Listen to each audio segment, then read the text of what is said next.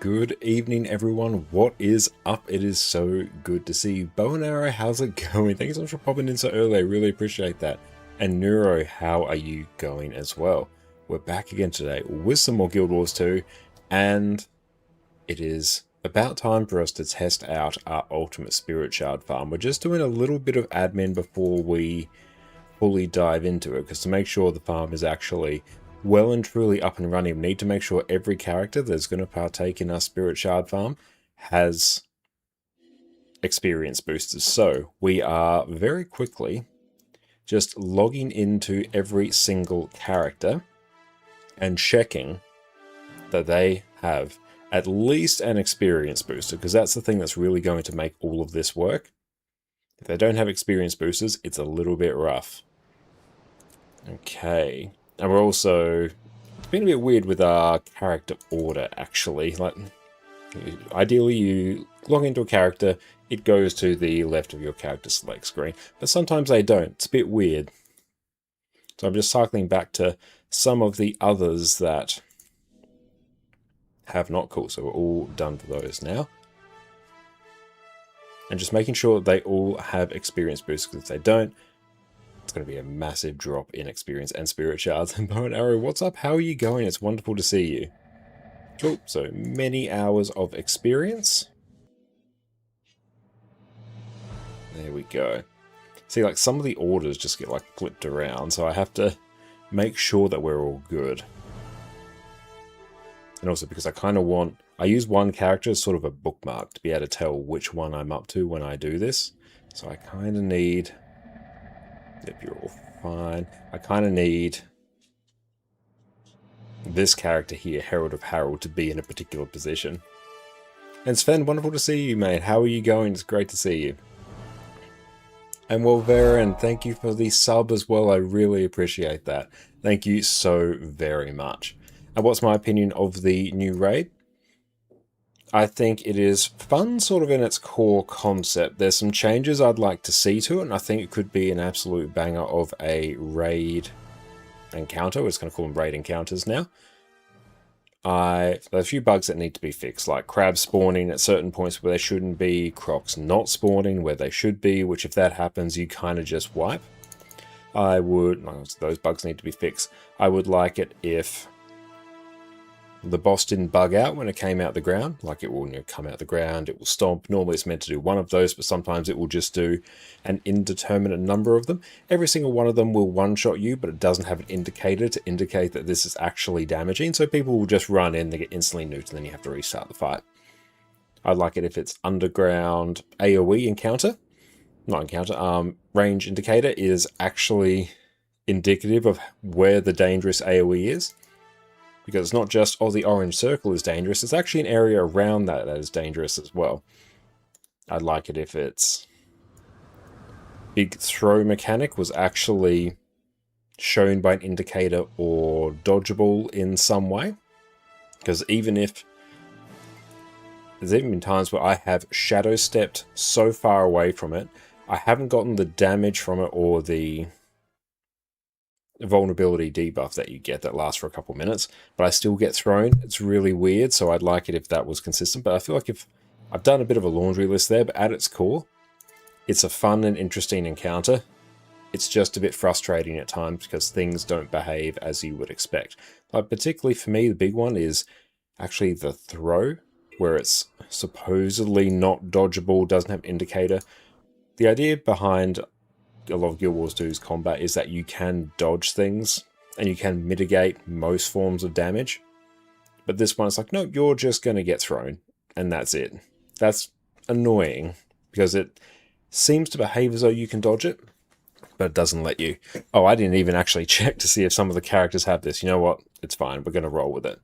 Okay. Let's create... I need to set up a few things. I need to set up a stopwatch timer. I was contemplating doing something in OBS to do that, but that was going to be a bit too much work, whereas I can just use stopwatch timer on my phone. Or maybe it's time for the Troubadour or Paragon Elite skills to be of use. That's the thing, like, so many of the mechanics there ignore distortion or any other mechanics that you'd use to mitigate damage as well. It's as though they've recognized that, oh, distortion and stuff can be a bit, annoying to balance around. Let's just make it ignore it. But it's like, well, that's just kind of ignores the fundamental mechanics of Guild Wars 2. So it's not like, oh, we can just distort and use the Paragon Elite skills. That would be cool. It just bypasses them. So I don't love when it does that. Okay, so let's take a look now. I'm going to have to note down how much I have. So, actually, let's just deal with these.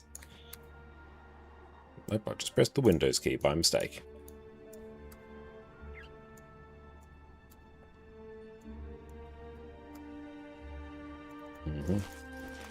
Okay, and let's just salvage all that. And that. And that. Okay, so we have one of each piece of unidentified gear. After tomorrow, going to take a step back from Guild Wars 2 and play some other games. Oh, okay, fair enough. What kind of games are you looking at playing in your off time? Tomorrow, get your weeklies done. Fair enough. We have 15 spirit shards. That is our starting number. Okay. So, let's go.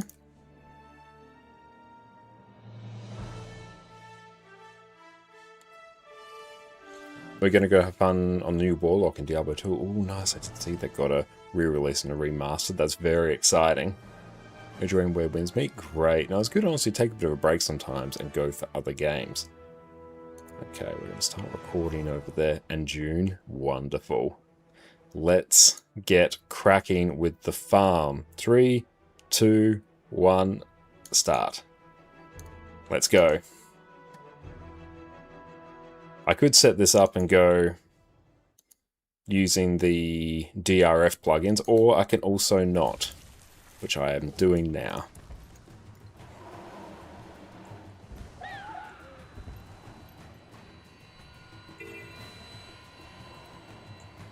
That was definitely a fancy glide. Oh. It's definitely one of the harder ones. Perfect, we got it. Reset, Control H. I actually don't need to see arc DPS. It's not hugely relevant for this. One character down, 47 seconds in.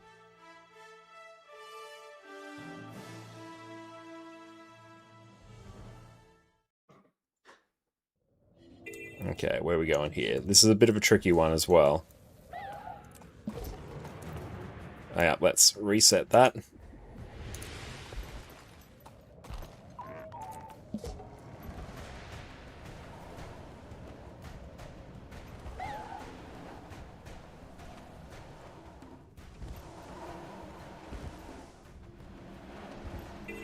a bit of height.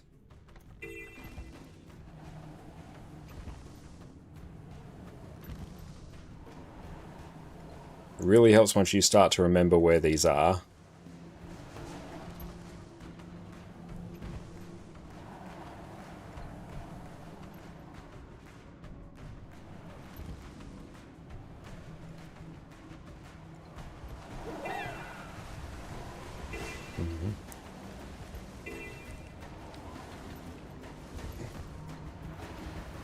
Just going to pop and there we go. Perfect. And what's the best way to get gold in this game? That is a very good question there, Crooks.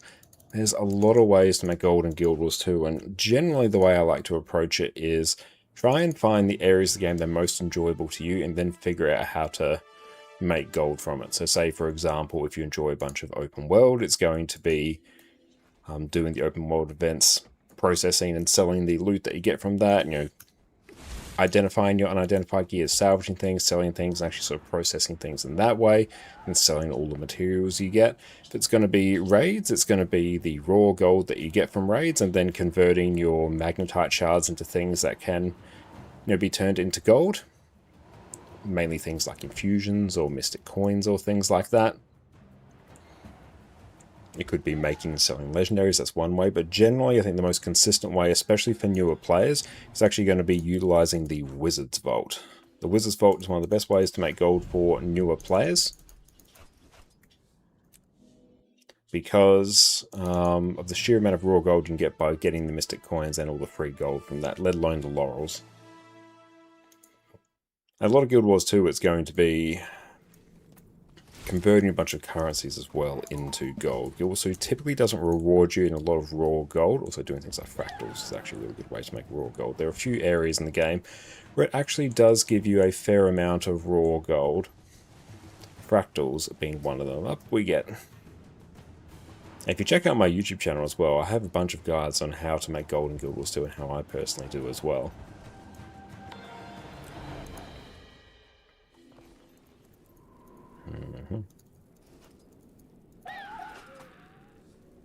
Character select back here. Okay, we're at 4 minutes in. It's around about a minute per character, I think, just generally.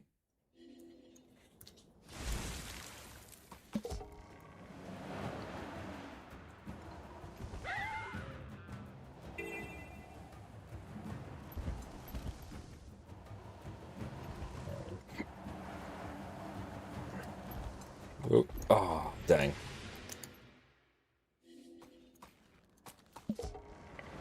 We're going to have to factor in some failed attempts here. This one in particular is a bit of a spicy one, I find.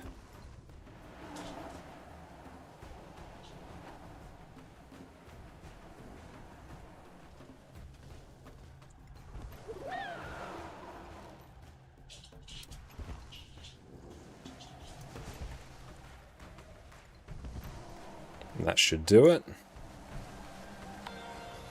Perfect.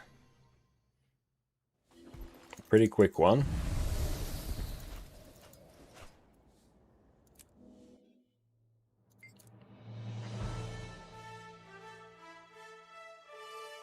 I'm gonna have to really keep track of which character I started on.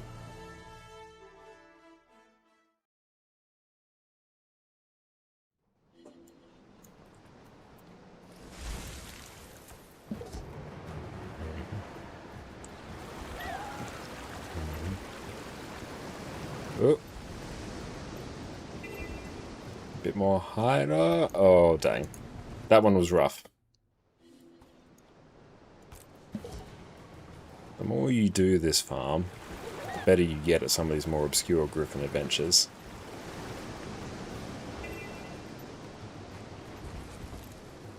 That was a bit funky. I did not like that. Oh, where are we going?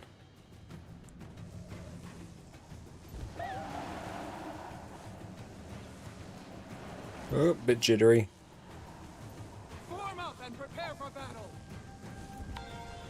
Good, that one's quite generous actually with its timer. Bam, bam, bam. That one still actually had some from the previous day, so I won't factor them in.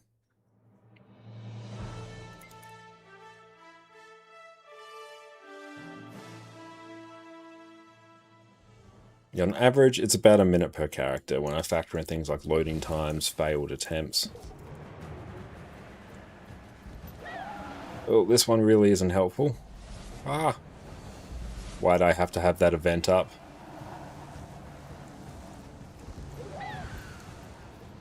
Oh no, we've got to reset that.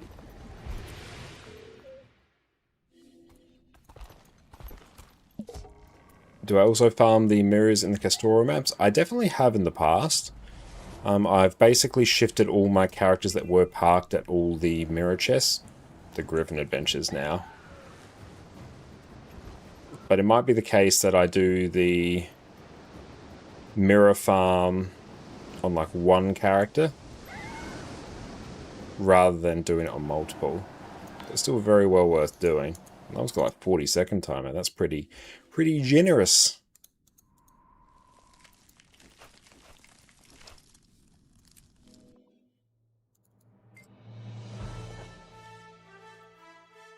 Okay, I think I know where I started off at.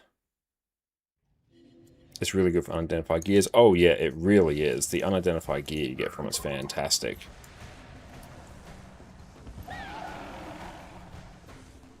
Yeah, so I did do that for quite a while, actually. A bunch of my characters were parked at the parked at the mirrors, and then I just log in, do the main mirror, grab the chest, and log out, so it would be insanely quick.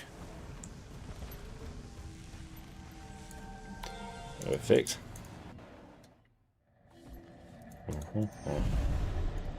See, this one still had some extra, so I'll leave that, or else it's going to skew what we got.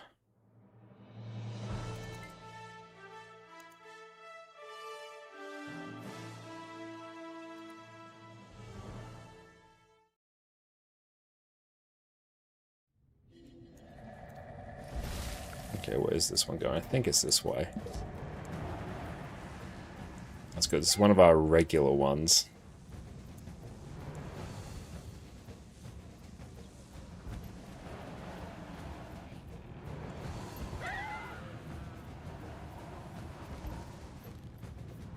Ah.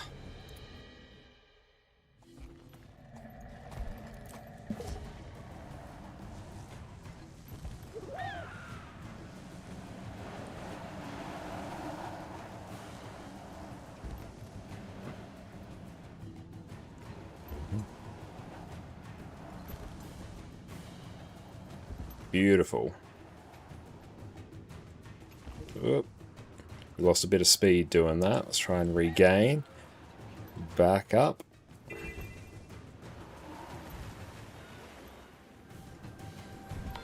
Perfect.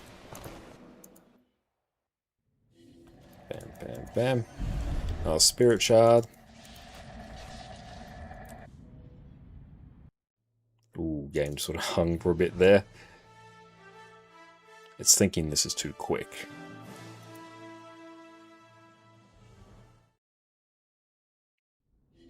Okay, this one also pretty... Oh, we'll actually grab the lookout supplies as well, because they're right there.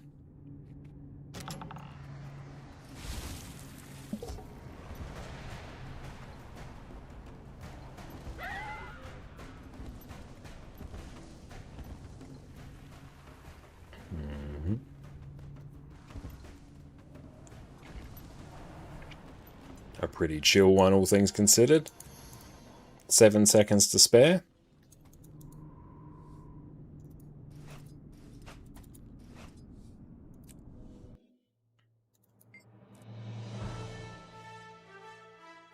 Cool, we're 11 minutes in.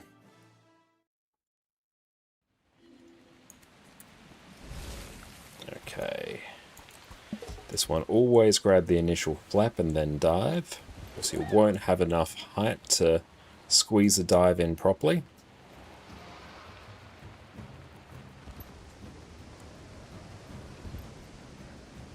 Get one flap in as you zhoosh towards the ground. And now it's mostly a matter of threading the needle through here and just flapping off cooldown.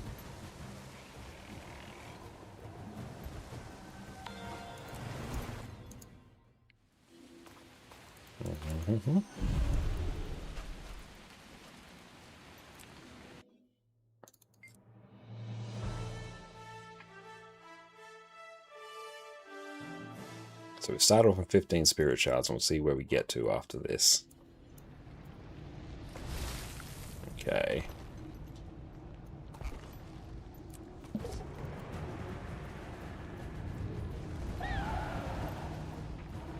Not sure how we'll go. I feel like we nicked a wall there. Ah! Garth, what's up, mate? Great to see you. Hope you're having a good day.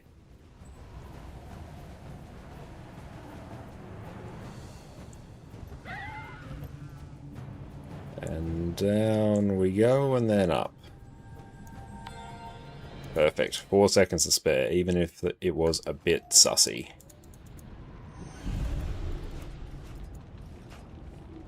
Not sure yet, just started. Well, I hope it starts off really well for you.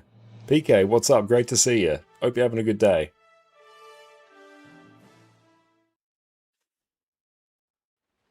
Alright. 3, 2, now.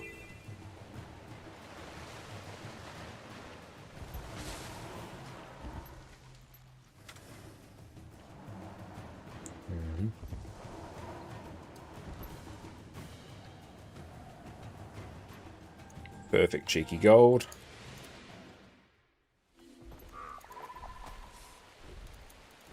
Won't open all of them or else it will skew things.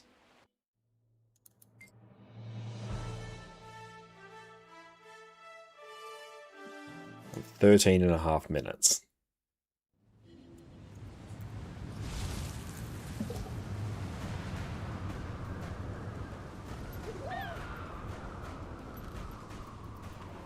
Oh no!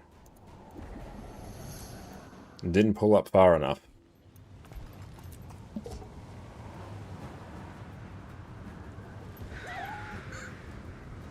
That should do it. Yeah.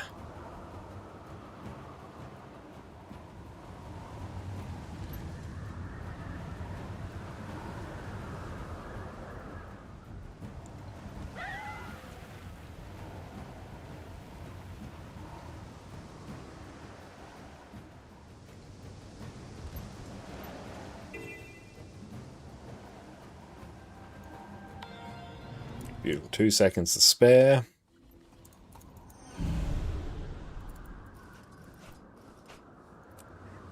Character select. I think we have 3 more. Yep, this will average out to be about a minute per character. And that allows for a few mess-ups as well. Ooh, let's grab the free chest. This one I think starts out that way.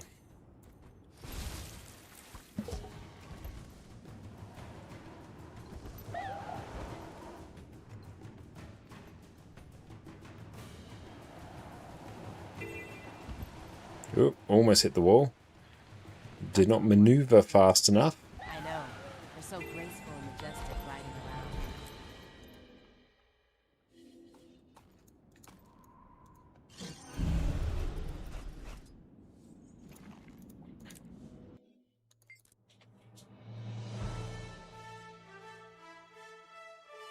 It should be 2 more.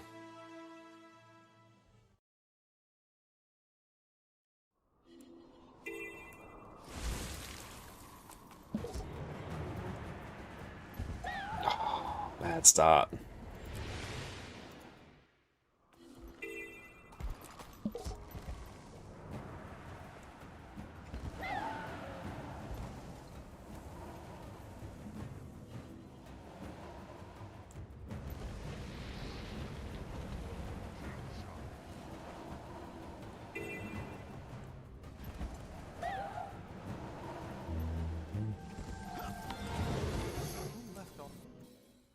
Can do that as well to just eke out a little bit extra.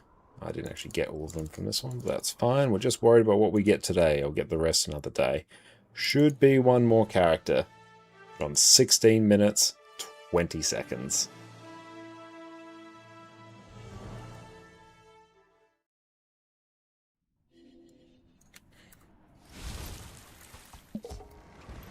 And Garth, good thing you never had to farm spirit shards yourself. You have all legendary items minus underwater and duplicates. You still have 2,700 plus spirit shards. You never created legendaries for sale. Nice. It's the crafting them for sale that really gets you, I find. Because yeah, I don't know how many legendaries I've sold. It's probably upwards of a dozen. Welcome in. Bam, bam, bam. And I think that is everything at 17 minutes, 8 seconds. 08. And then we got 26 spirit shards. So that is 11. So we got 11 spirit shards. And then, let's go, 21 blue, that's 19 green, and 17 red. Okay, so that is 11 spirit shards in 17 minutes. It's a bit lower than I was expecting, but still, considering all the loot that we get as well, that is not half bad. And yep, that is every character done.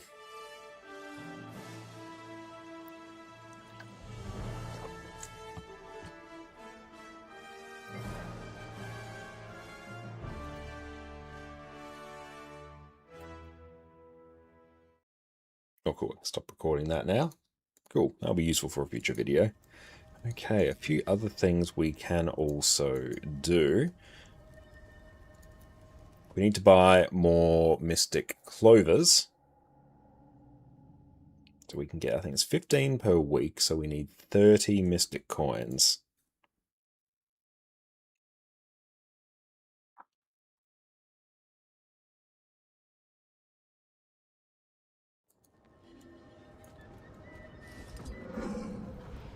Weekly is reset. So we can get 15 per week, so we need... Oh, we need 2. Yeah, so I need more Spirit Shards, but then I should also get the one-time purchases. Is that here? We can purchase... Oh, I can do these as well. Good hunting. I guess 10 Tomes of Knowledge, which is 10 more Spirit Shards. Gotta find the exact right spot.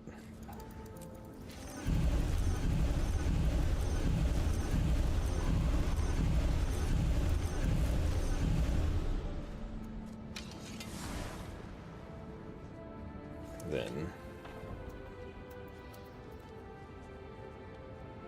see if we can get the trading post to work. There we go. That is not a mystic coin. There we go. Just a little bit slow today. 30? Good hunting. That looks valuable.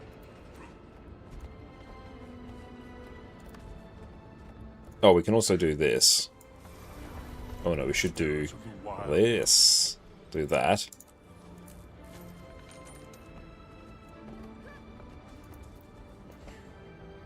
So 15. Let's see how much we have in our bank now. We have 38. I think that's enough for our next Aurine Legendary, so sweet.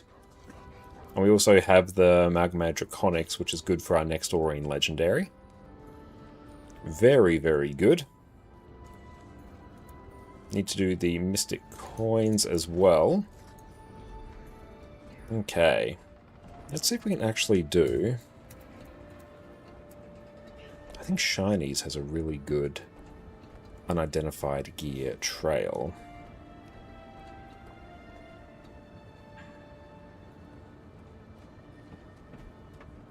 Check. Hang on, let's go Control H. Let's go Nexus. I might actually add DRF.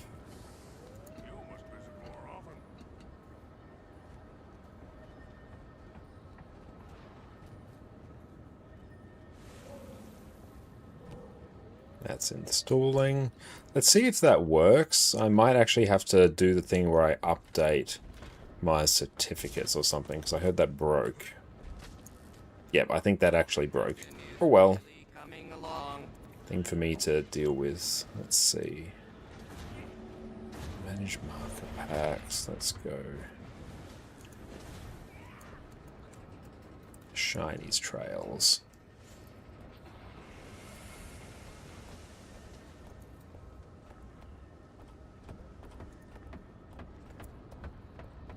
Okay, so let's go in to here.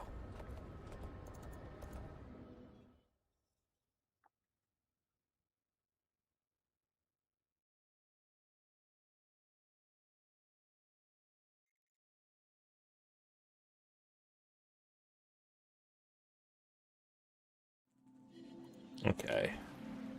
Pathing. I'll wait for that to actually update properly. Oh, that's a bit much. Don't need VOE mirrors. Mirrors and chests. Let's go daily farm path.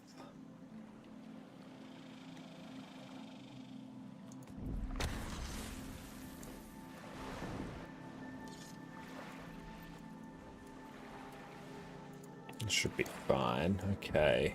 I suppose it actually wants to start from 1 down here.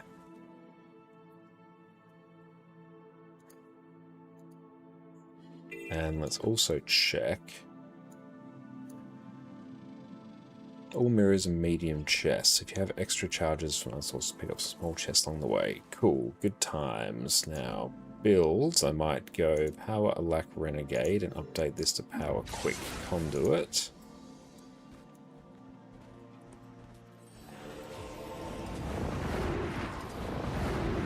Not Turtle. Ah, there you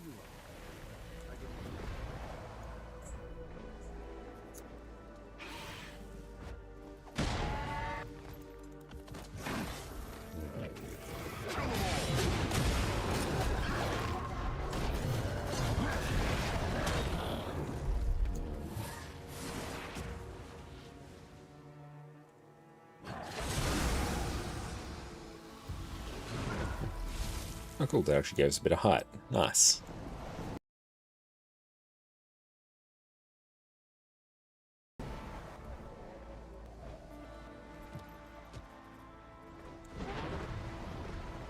Interesting to see how long this one takes us as well. It's good I'm recording so I can actually check how long it takes.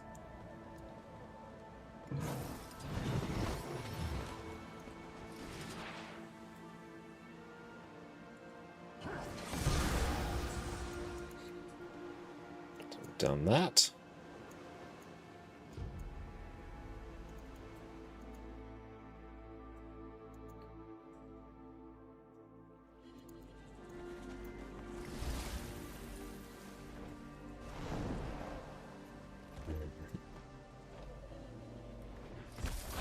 Yep, up we get. Try not to die here.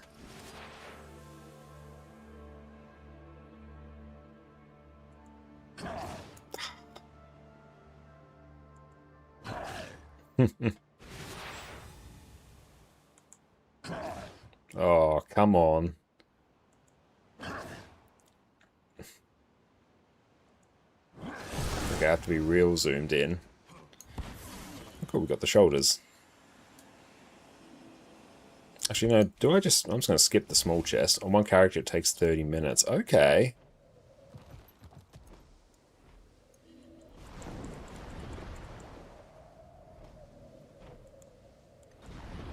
That's why it takes up 30 minutes. Yeah, some of the shots you have to fire are a bit tricky. Medium chest, though.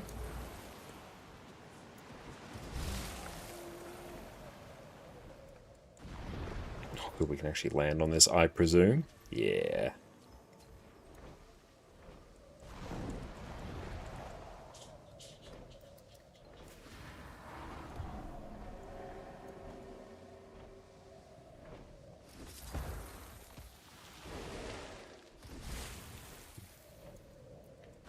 Plus.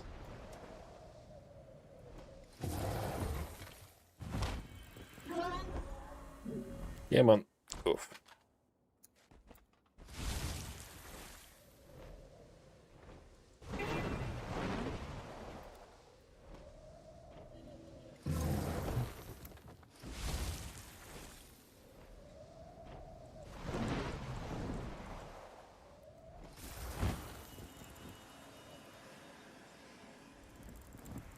Come on, just wait for that to refill.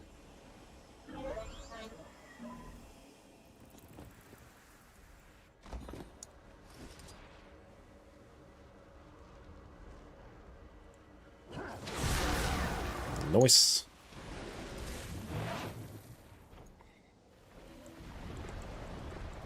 I don't know, this might still be useful if I ever do decide to make the legendary ring.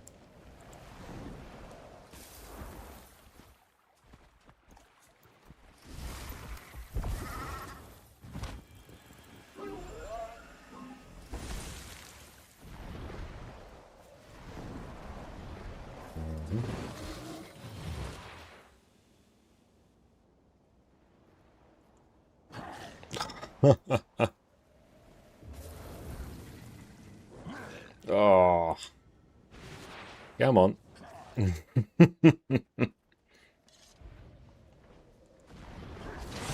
Got him. 10 plus charges, we have 20. Boxy, welcome in. Decided might make that ring instead of coalescence. Totally fine thing to do. I imagine it might actually end up being a fair bit cheaper. I know, but I have to go inland. I need to see it. Any help?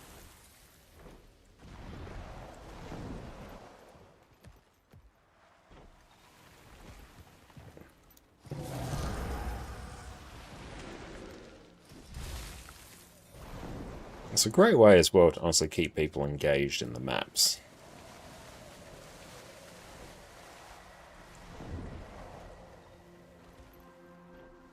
Parazona, how's it going, mate? Wonderful to see you. Apologies, yeah, we got you just as you were going live yesterday. Not even your starting soon screen is safe. How are you going, mate? How was the rest of your stream last night? And yeah, everyone, make sure to go check out Arizona over on Twitch. He's an amazing Guild Wars 2 streamer and organizer of the Tyria Pride event. What's up? Oh no, that was a bad one. Close enough. Right, about down. Yay, we'll wait until it comes back. Jack, how's it going? It's pretty good. Spent way too long setting up your Weaver build in fashion. Nice, and how are you enjoying Weaver? We're just getting some of our gold farm on. We tested out our Spirit Shard farm by utilizing all the Griffin adventures. How many? I have 11. Cool, so I can do this route. We did 17 Griffin adventures. They took about 17 minutes. Accounts for a few mess-ups. But we ended up getting 11 Spirit Shards in 17 minutes and a bunch of loot as well. Ah! So I actually started playing it 3 hours into the stream. Nice. It can be like that, though, especially when you're setting up a character for the first time. There's a lot more admin that goes into it than you expect. You never play Ellie, it's your first time Weaver, so it went as well as expected. Fair. Ellie can have a little bit of a learning curve to it as well. It was pretty fun. I'm glad you had a good time.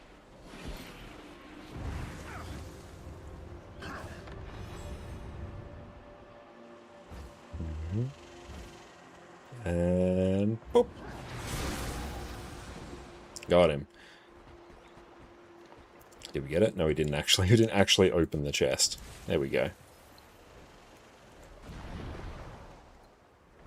We're just seeing roughly how long this farm takes us and getting a bit of a gauge on how much unidentified gear it gives us.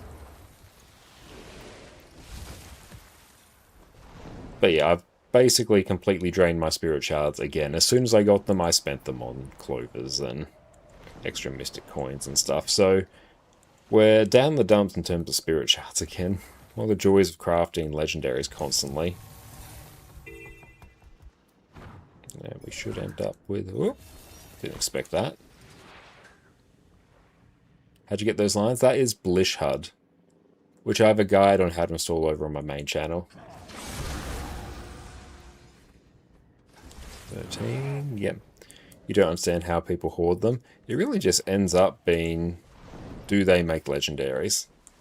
If you don't make legendaries, there's really not that much of an obvious sink for spirit shards. You really have to go out of your way to convert them into gold.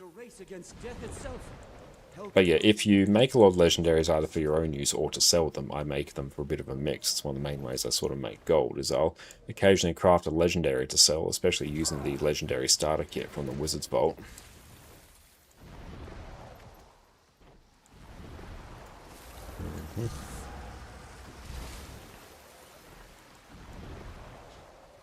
Oh, sheer amount of times and knowledge playing World vs. World. Yeah, like if you're playing a bunch of World vs. World, then yeah, that one will flood you pretty well with spirit shards.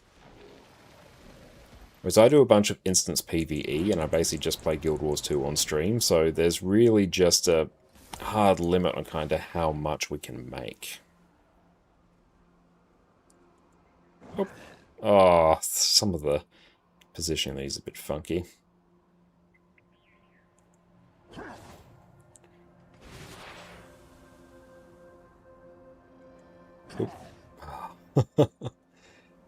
Hang on.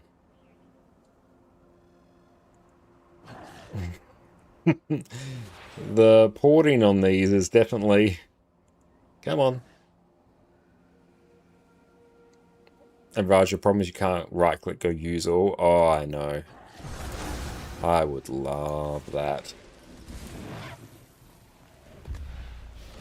Yeah, the shots aren't tricky, it's just the game registering the hit. Yeah, that is very true. Nothing is sacred to these inquests. They must be stopped.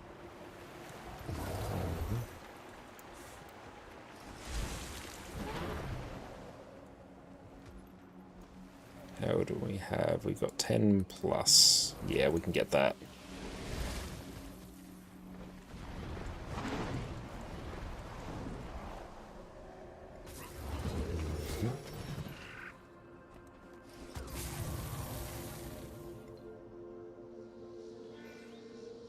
What do we have? 6 I don't have, so we can't get any more there. 14 I don't have, we'll skip it. It's very helpful having those little checks on how many charges you have.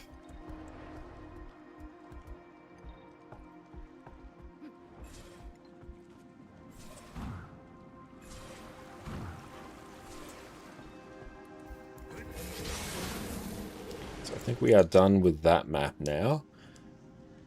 So we've got a bunch of unidentified gear there, some rando stuff there. Now we can head on into Starlit Weald? Don't know.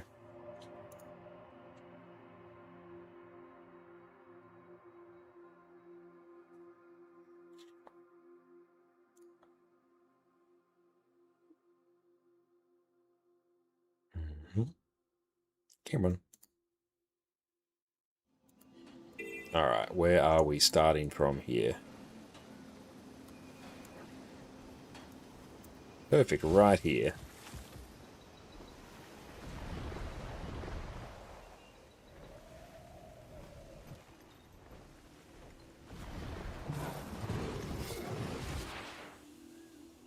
Zoom right in. Wait for it. Might depend a bit on your ping. Come on.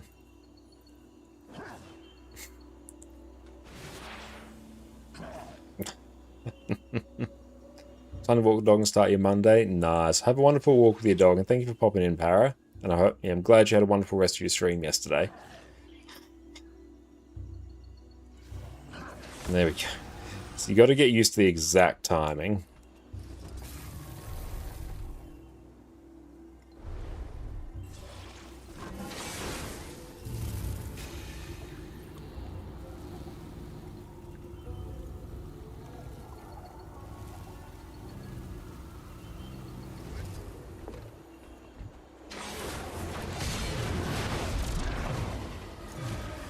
And Rays say, yeah, we'll definitely be doing some Rays later on today. Hang on, we might just wait till it gets right about down there.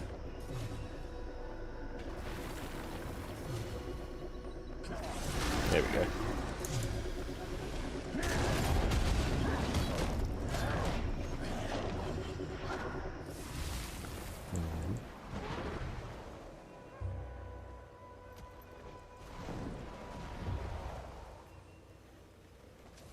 Got a medium chest.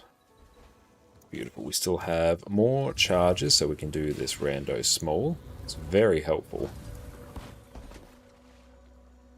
We've done that one. Now we've got to find number 2.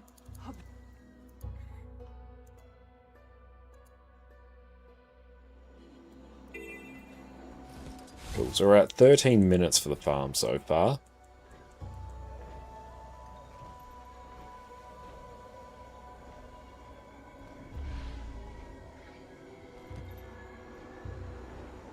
That's good. We have enough Mystic Clovers for our next Aurine Legendary, so that's good. We tick that off.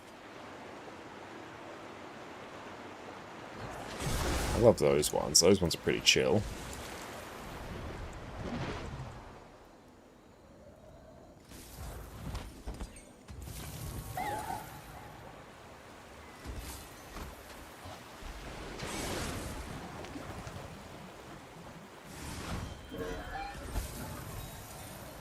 We have 13. It's saying 7 plus, so we can go down to this one.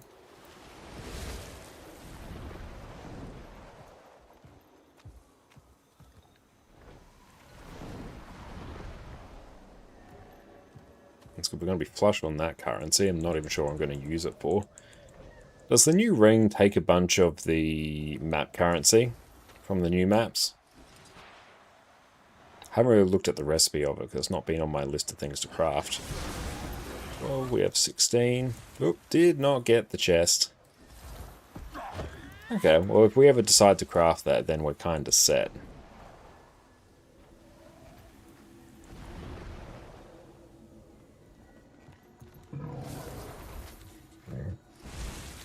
And you need both the currency? No worries. I mean, yeah, we are already full legendary trinkets, so it's very much a not pressing thing.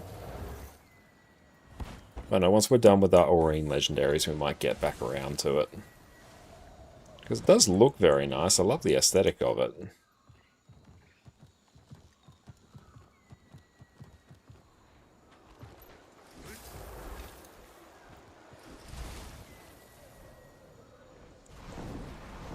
I need it for a fashion war thingy. That is a totally valid reason.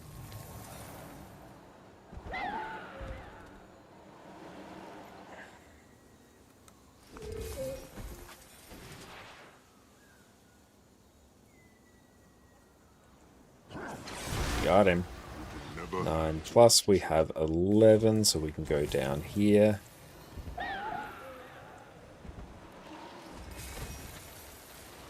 Nine plus again.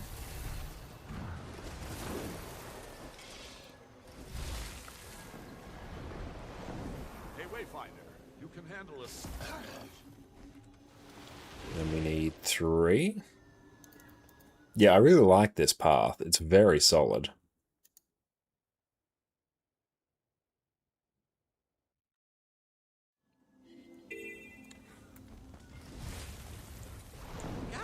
It's good. It gives you a bit of flexibility. If you do end up with some extra charges, and we'll do that pass of 10 out of 10. Yeah, I think it's the best one I've tested. Because I've tested a handful of them, but yeah, just the fact it gives you the option.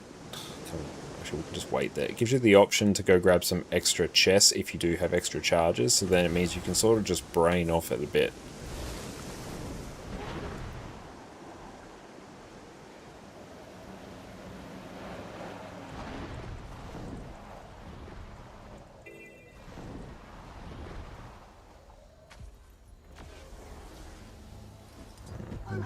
Medium. We have 8 charges, so we can't go grab that one. So he's so helpful.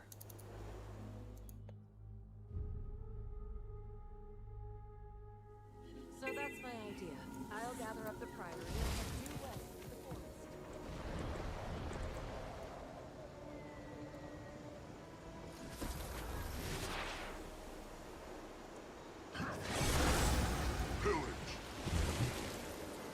No idea. We got almost 4,500 of the unusual coins.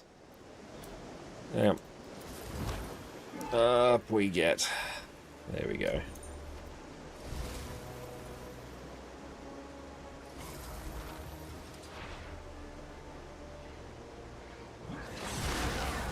Do I have 23 charges? No, I do not.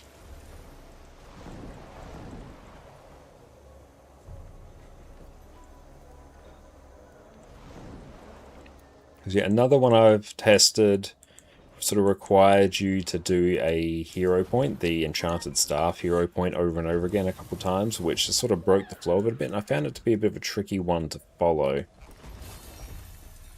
Whereas this one, there's like no ambiguity, which is kind of what you want. Pop.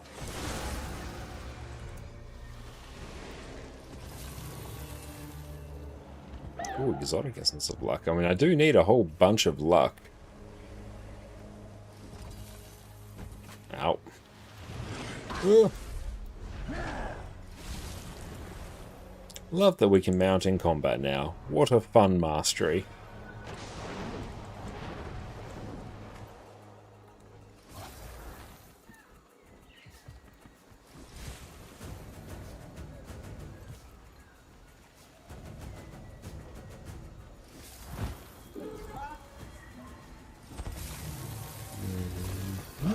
Nice.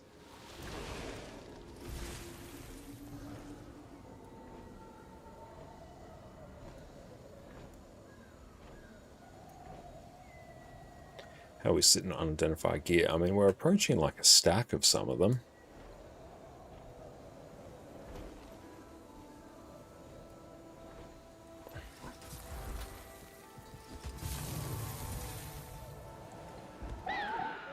Good chance as well to make good use of different mounts. Down we get.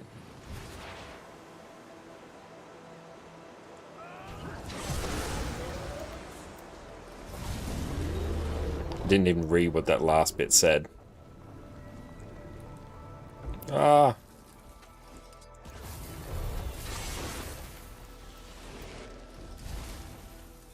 I will just keep following it.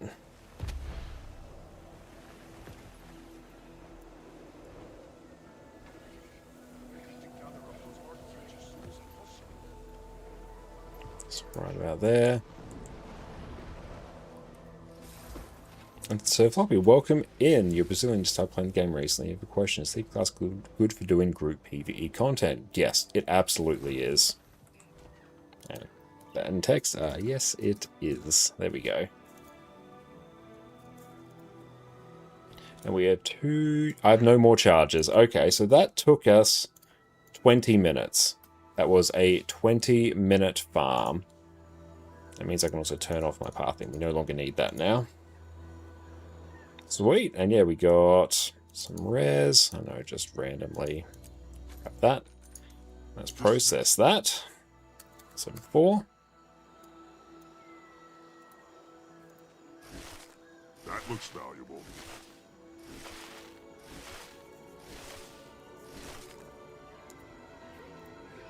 Yeah, that was pretty quick, actually.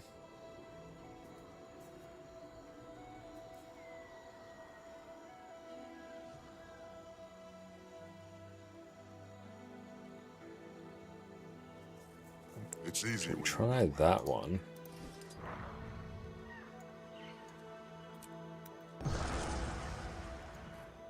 Will I even have enough for that? I should. I should have enough space. Never have too much treasure. Yeah, and get it down to 13 minutes. I could see that, yeah, because we definitely weren't as efficient as we could have been.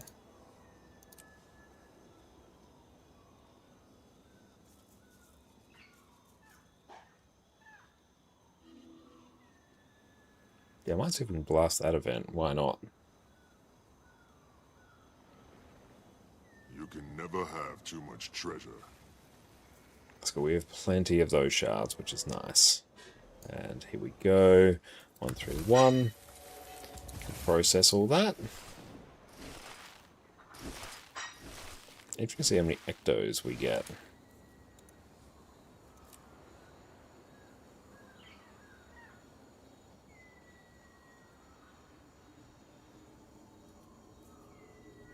That looks valuable. And then let's do El Rando Exotics. Begin destruction protocol. 118 ectos, which even just factoring that in, let alone all the other stuff. 20 gold. So your 20 gold just from that 20 minutes ends up being about 60 gold an hour. Even more than that when you factor in all the other stuff you get. So yeah, that's still, honestly, it's about as good as a farm as you can kind of get. Sell junk.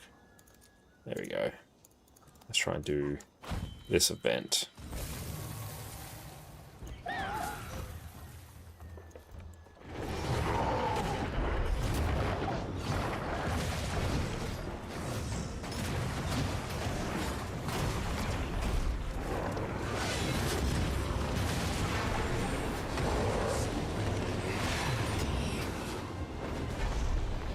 Stun break.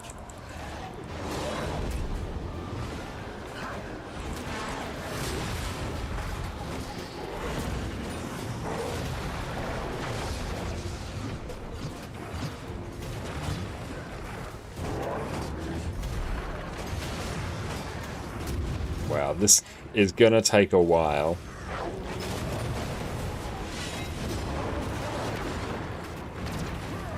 I mean, we got quickness at least.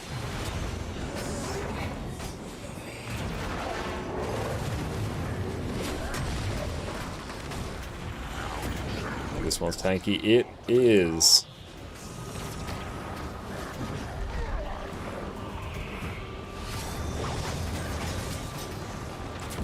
Hey, Boxy, thank you so much for the donation there. I really appreciate that, Boxy. That's so kind of you.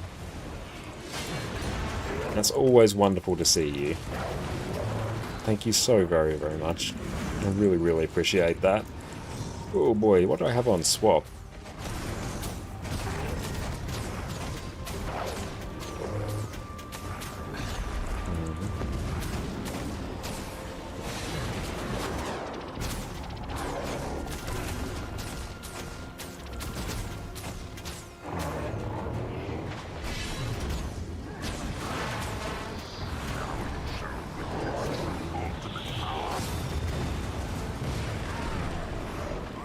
Oh boy.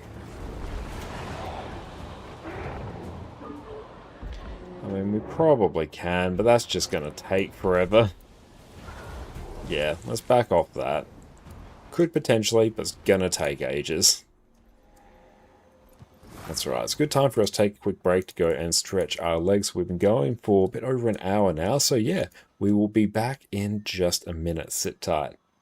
So you're a new Guild Wars 2, just reached level 80, and you're stuck wondering, how do I make gold? Well, don't worry, I've got you covered. Guild Wars 2 can be a bit overwhelming, especially once you reach level 80 and the entirety of Guild Wars 2 has opened up for you. And one of the questions that I get asked all the time is, how do I make gold? I need to gear my character, I want to unlock Griffin and Skyscale, how do I get the gold to do this? Now, the first thing you're going to want to do once you reach level 80 is properly gear your character. The gear you've randomly been picking up while leveling needs to go. But good news, gearing your character in Guild Wars 2 is actually pretty simple. I've even made an entire guide on the best ways to gear your character, which you can check out. But if you were to find a power DPS build for whatever class you like, power DPS are the easiest builds to gear overall, it would cost you a bit over 100 gold. That covers armor, weapons, runes, sigils, backpiece, accessories, relic, and even underwater gear for good measure. Now this sounds like a lot, but we can be done with this in a few hours. Now the first thing you should do when you reach level 80 is check out the Wizard's Vault. This is basically your daily and weekly reward system, where if you complete some simple objectives, you get a currency called Astral Acclaim, which you can spend in the rewards tab for all kinds of things. Quick note, if you click the settings icon here, you can change what game mode your daily and weekly tasks come from. By default, you should have a mix of all three game modes, but here you can just set them to your preferred game mode if you like, which is PvE in my case. So do your weeklies, dailies, and the special objectives wherever possible, and you'll soon be flooded with Astral Acclaim. From here, we can get to work. To turn this into gold as fast as possible, buy things in this order: Mystic Coins, and the cheap bags of gold, the ones here for 6 Astral Acclaim, bags of laurels, then exchange them for medium crafting bags, and then heavy crafting bags. From here, just sell everything on the trading post and you're off to a great start. For some context, the maximum amount of Astral Acclaim you can get each week from dailies and weeklies is 1,305. That is enough to buy all the Mystic Coins, all the cheap bags of gold, and 22 laurels, which you can sell for around 222 gold. That is enough to fully gear your character in exotics and still have around 100 gold left over for good measure. And that's just for the first week. By the time you ransack all these 4 items from the vault, you will have made around 360 gold, and as a new player, that is huge. A few other small things to touch on with the Wizard's Vault. Make sure to grab the chest of Ascended Gear as a new player. This is just less Ascended Gear that you'll need to buy, craft, or wait for it to drop later on. Ascended Gear is only strictly required once you start doing Fractals of the Mist later on, but grab them when you can. Also, grab the legendary starter kit sometime before the season ends and the Wizard's Vault resets. In terms of the rough value of the items you get from this, it's worth around 500 to 550 gold, which is insane value. This will give you a bunch of the components you need to craft a specific legendary weapon, which if you want to craft a legendary weapon at some point in the future, this is a no-brainer. If all else fails, you can always craft a legendary weapon and sell it to give yourself a ton of gold. This is actually how I make a lot of my gold personally. Now from here, you're all geared up, you're ready for endgame, and you want to know how to farm gold from here. Fortunately, I've made a bunch of videos on how to make gold in Guild Wars 2, but for a quick rundown as a new player, do open world metas and events which drop a ton of materials and unidentified gear which you can open, salvage, or sell to make some gold. After depositing all your materials for a while, make sure to check out your material storage and sell whatever you don't immediately need. I personally think having the gold in your pocket right now as a new player is way more worthwhile compared to you hoarding materials in case you need them later. Worst case, you can always buy the materials back. Getting into strike missions, which you can access from either north, will give you gold, materials, as well as blue profit shards and eternal ice shards. The blue profit shards you can exchange for ascended gear, which saves you gold in the long run, and the eternal ice shards you can convert to gold with this simple method. Take your Eternal Ice Shards to this vendor in Bureau Marches, buy any of the Living World Season 4 currencies except for this one, consume them to convert them into volatile magic, go to any of these vendors in the Living World Season 4 maps and buy the trophy shipments, open them and sell the materials on the trading post, and profit. Fractals and the Mists are one of the best sources of gold in the game because you get these fractal encryptions and keys which you open and sell the junk items that pop out for mad profit. They're also a good source of ascended gear, which means for every piece of ascended, that's one less you need to buy or craft later on. Small note, the higher and higher you go in fractals, the more and more ascended gear you need, specifically so you can slot on these agony infusions so you take less damage from certain fractal mechanics. If you decide to get into raids, that's also a good source of gold, ascended gear, and a super useful currency called magnetite shards, which you can exchange for all sorts of rewards. But just generally, playing the game, selling materials you don't need to buy the ones that you do, is how to make gold in Guild Wars 2. Doesn't matter what you do, basically everything is giving you gold in one way or another, except ecto gambling. And there we go, that's everything you need to get off to a flying start as a new player in Guild Wars 2. If you want to check out any of my other gold making guides, I'll have them linked here. And let me know in the comments below, what are your favourite ways to make gold in Guild Wars 2? And with that, I'll catch you all next time. Cheers. If you are looking for the best way to manage your Guild Wars 2 add-ons, then I've got you covered. Today I'm going to walk you through how I easily stay on top of all of my Guild Wars 2 add-ons with the incredible Nexus add-on manager. Let's dive in. Now, first things first, to download Nexus, you're going to head over to raidcore.gg and simply download the installer from here. Now, depending on your browser, you may get a security pop-up, but it's fine. Just work your way through the prompts and you're going to be good to go. Now, you can simply open up the installer and work through the prompts. Now, we can see right here, Windows has given us the warning, but it's okay. We can just run it anyway. We do not need to worry about it. Now, it's found where our Guild Wars 2 installation is, so we simply need to install Nexus. Or in my case, because I already had Guild Wars 2 open, make sure you have it closed and then try and run the installer. And just like that, we've gone and downloaded Nexus. You can see here we have the D3, D11 file sitting in our Guild Wars 2 folder. So that is all we need to do to install Nexus for the time being. We can simply quit out of that, then open up Guild Wars 2. Now let's jump into Guild Wars 2 and let's continue configuring Nexus. Beautiful. Now as soon as we're in Guild Wars 2, you can simply click agree to the prompt and we are in Nexus and we are ready to get started. Now I'll just close out of this for the time being. Now for the reasons why I love Nexus, first up, it is incredibly easy to install. It's just a few button presses. We don't need to manually install any DLL files. It's incredibly easy, just a few clicks and we are there. Another one of the incredibly powerful things about Nexus is the fact that it can auto update as well as disable and we're back. Welcome back everyone, and we've got Addie here with us. Let's see if she stays, and we've got her new favorite toy as well, a Totoro plushie that we've had for a number of years. We've given it to her and she loves it so much. Here you go. She's been carrying it around everywhere this last day. Okay, let's see. But yeah, even that was at least one you popped down. I know. You're very excited. Sup, friends? What's up? Wonderful to see you, mate. Hope you're having a good day. Oh, bye, Addie. She's very happy with her toy.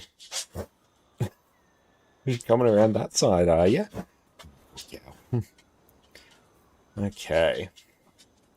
Oh, your mum's has a ducky he carries everywhere. Oh, that's adorable. Addie actually has a ducky as well. We call it Ducky. We found the hack for her was getting the toys from the kids section because they don't have squeakers in them. If they don't have squeakers, she will just cuddle them, look after them. She'll be a very good toy mum for that. But if they have the squeaker, then yeah, she's going to try and go to town on it. But yeah, that worked very well. Right, you're on that spot now. Hang on. There she is. You can see her on both cameras, just her head poking out behind me. Okay. Behind you, it's so cute. Oh, she loves it.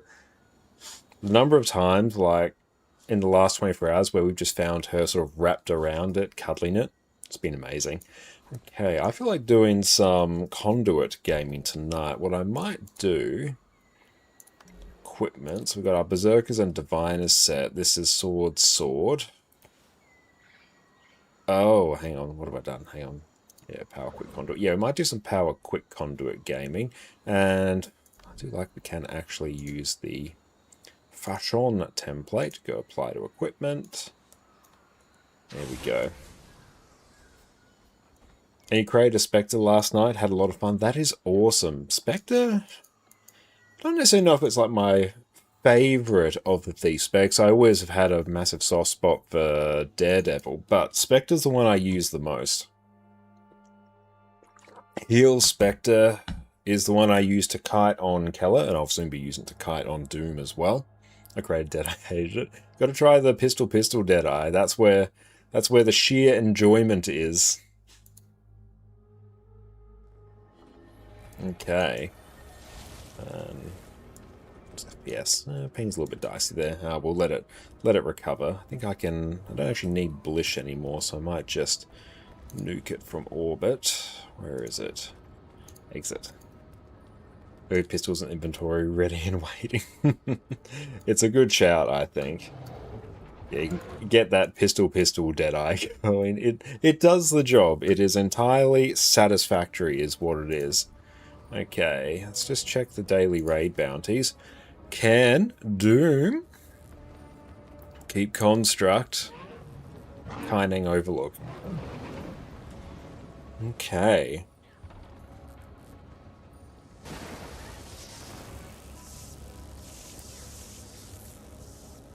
Okaida Decima as an ADPS Spectre, and that was a lot of fun. That's awesome. I'm glad that worked well for you. You know, I think let's do Wing 3 and 4 full clear, combined with a Doom and a Kinding Overlook. A new scat. Yeah, these are pretty fun dailies today. I like them.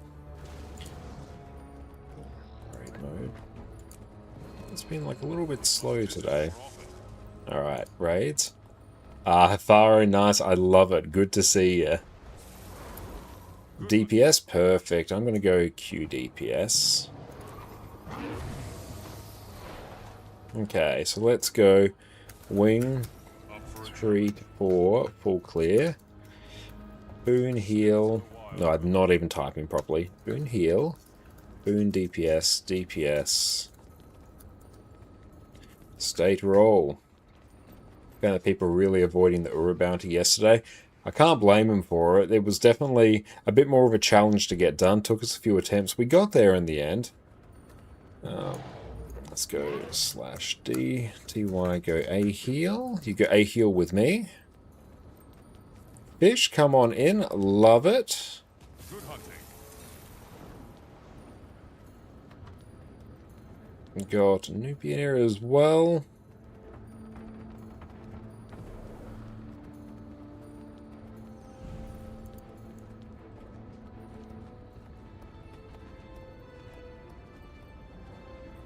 You're going to shatter Lucky so hard. I love it. Oh, that's you. Excellent. Oh, I love the name as well. Yes, shout all the alack at me. Okay. So yeah, I just need same stuff.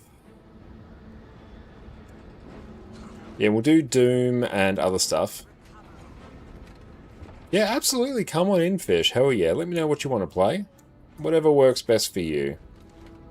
Need like one of basically every role, and I can work around whatever you want. We're doing on spirit shards. I have 6. I have 6 spirit shards. It's great.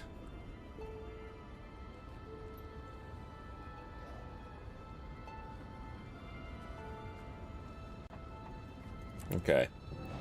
What do we have? TY. Go Q DPS. Raka. Q DPS Raka. Where are they? Name is Zarlith. So then I need a heal. Hey, that's all cool. Doom isn't too bad if you're just doing DPS. So yeah, just go DPS. A heal.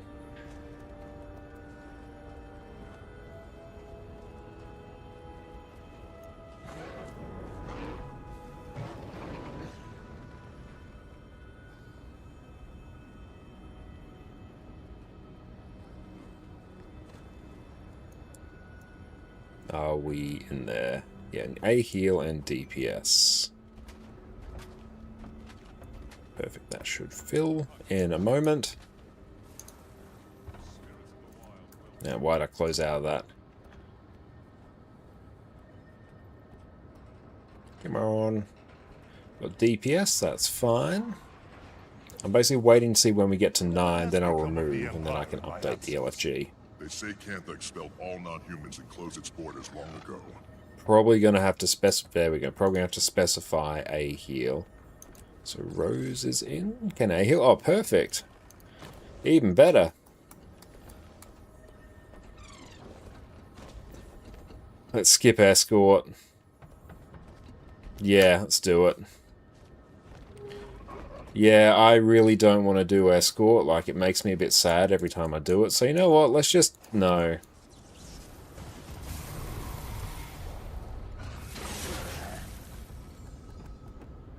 The extra LI, it's not worth my sanity. And that's all good, Lord of Can. Maybe some other time.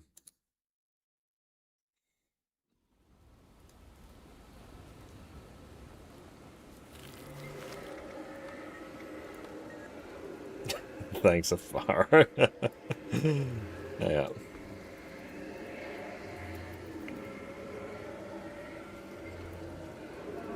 How dare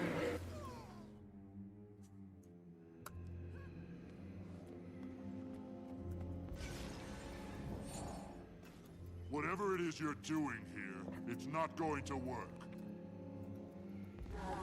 Lazarus will lead the White Mantle to rule a new Kryta. Yeah, we'll just skip escort because His return. I don't want to do it. It's just gonna make me a bit sad. You're already Cool, that's on. Just work out among the healers who has the highest toughness because you'll be tanking.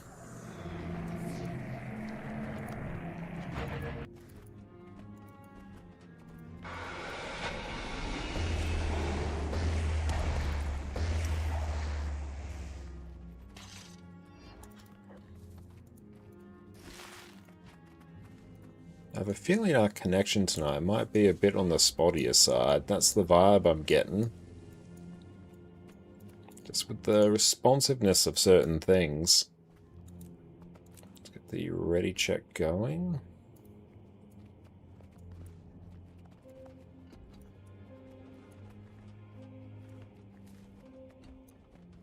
What booty plane we're doing? Quickness Conduit now.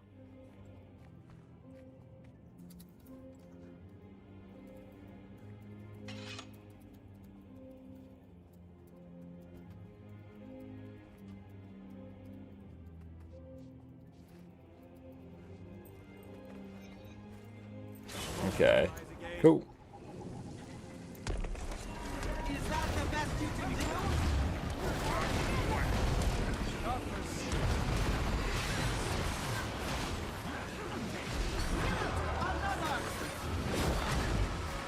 Perfect.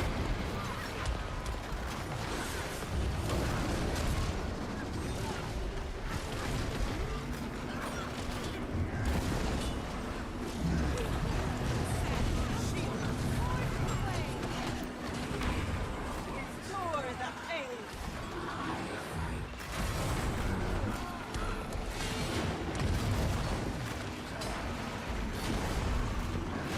Another.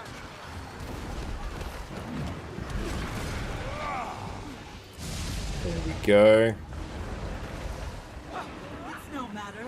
Repairs are good enough.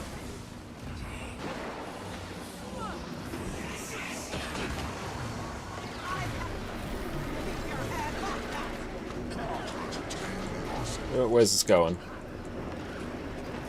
Ah, stop pushing it! Nice. Thanks for that, Avaro. And we'll just push that out now.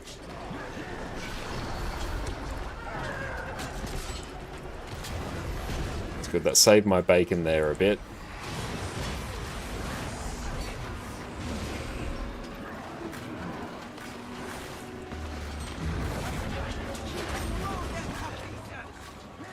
Easy.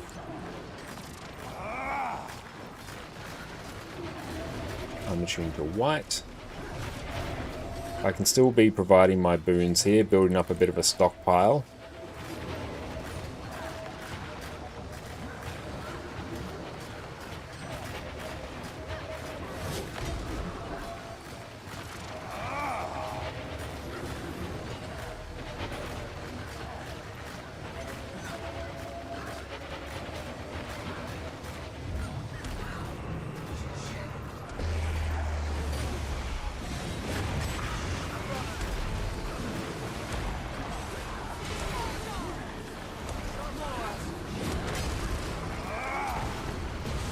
Back we go, back to the wall. Perfect.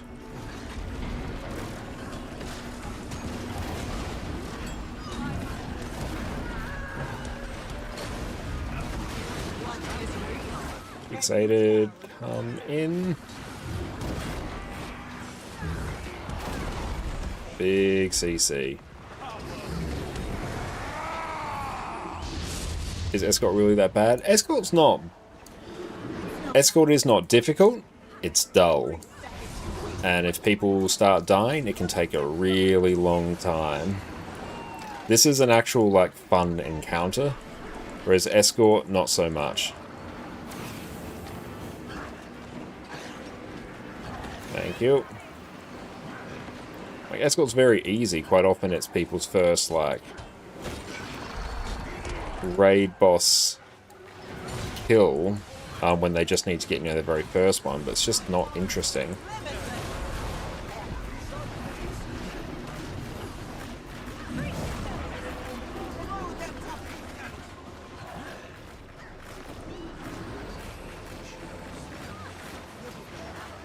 Turn to white, so I was trying to avoid the reds. Doesn't really matter if too many get in.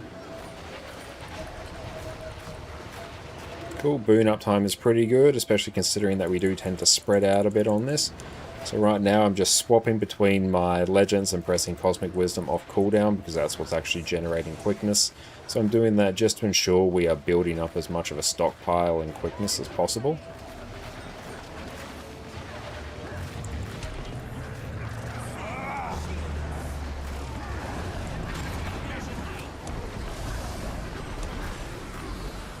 Just not standing directly in the hitbox or else we're going to get absolutely wrecked.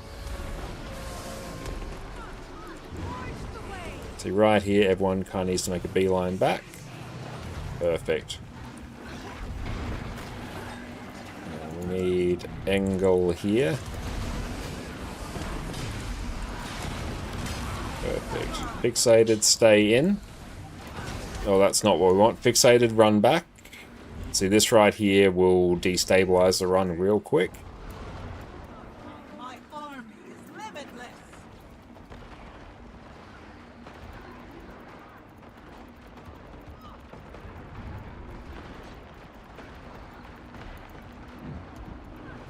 See, now we still need to do this again. Oh, see, back we're going. You can't escape. Yeah. Yeah, you got to pull this on top of the boss. Oh. Get the res. GG.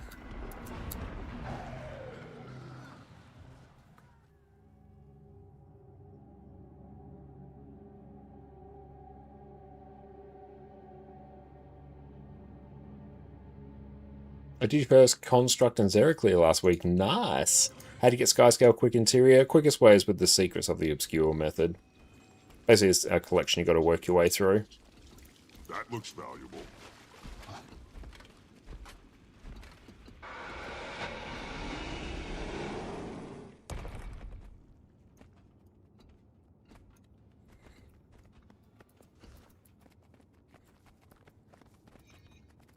Your duty lies at my side.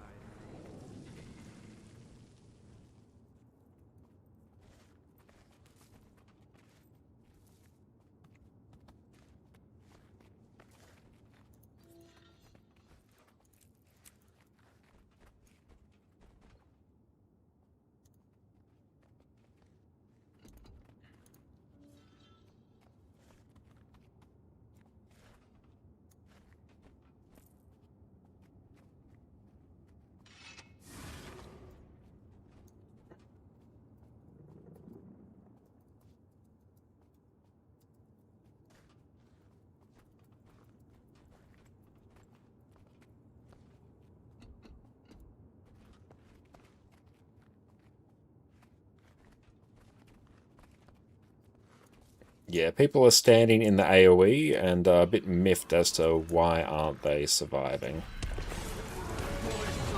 I have returned to fight at your side.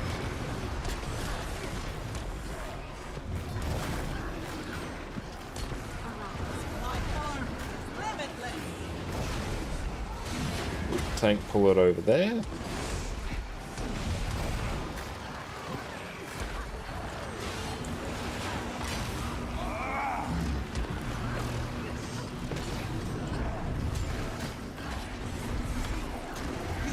So fixated, stay in. Oh, dang.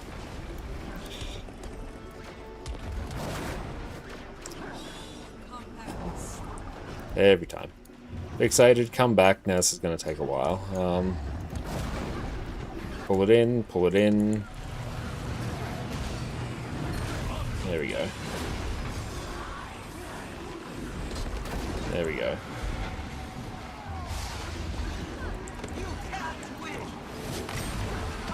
I'm seeing 2 in each. I have returned to fight at your side.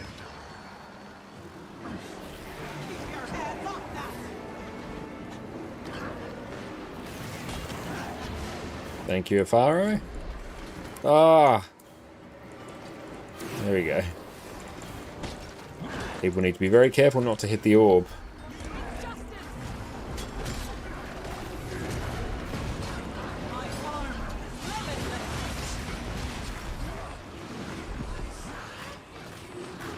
There we go.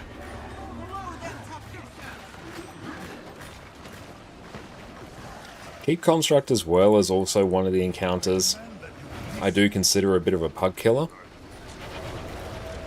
Because depending on who gets fixated, if they run out the wrong time, if they don't notice that they're fixated and don't just decide to stay in, it can destabilize the run massively. Then people start killing the spirits away from the boss because they don't actually know how the fight progresses. The way the fight progresses is you have to kill 2 of the spirits on top of Keep Construct.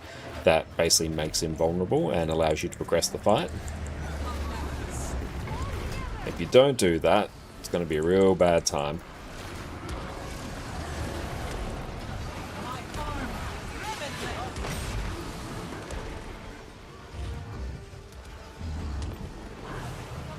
Beautiful, he's on the right person.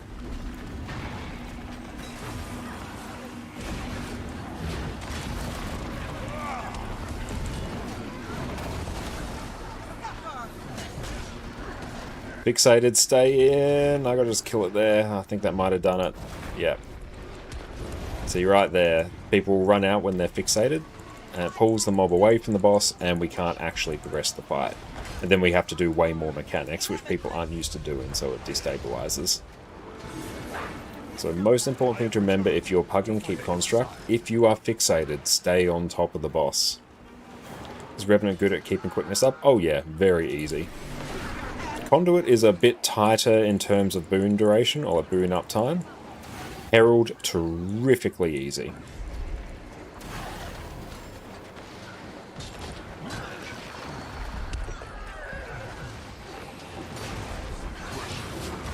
Whereas on Conduit you have to run a bit more boon duration to make it work. And you do that just by running a set of Diviner's trinkets. I have returned to fight at your side. But yeah, it's still pretty easy to maintain 100% quickness, because here it's just Legend swap and press Cosmic Wisdom off cooldown. That's how you generate quickness. Red.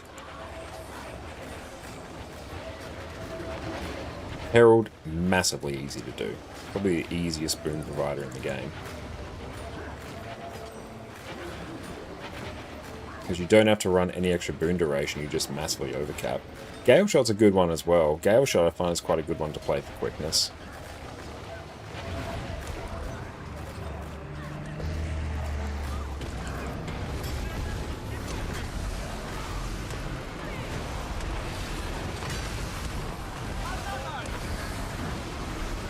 There we go, back we go. Oh, dang. Hey, I gotta go and deal with this now.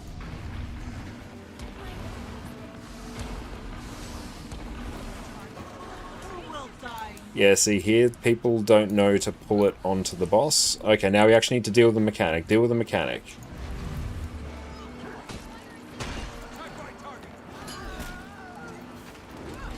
Deal with the mechanic. This needs to go. There we go.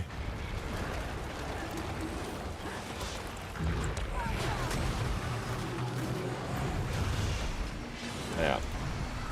Pull the boss over here. Fixated, stay in.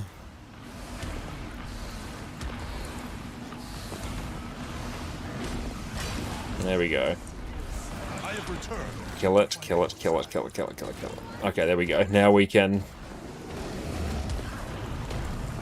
phase it. Yeah, there we go. Woo! See, what happened there is people didn't run to the wall when the statue started spawning because Heat Construct will aggro just on a random person, and that's the person he'll jump to. You can see by who gets the giant purple tether. And if the person who gets that tether is not on the edge of the arena, the boss is not going to be in the right spot. We managed to salvage it, but it was a bit cursed.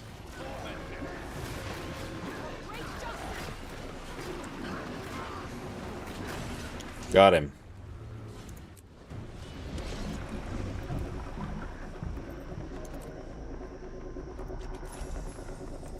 That looks valuable. That's a very profitable one.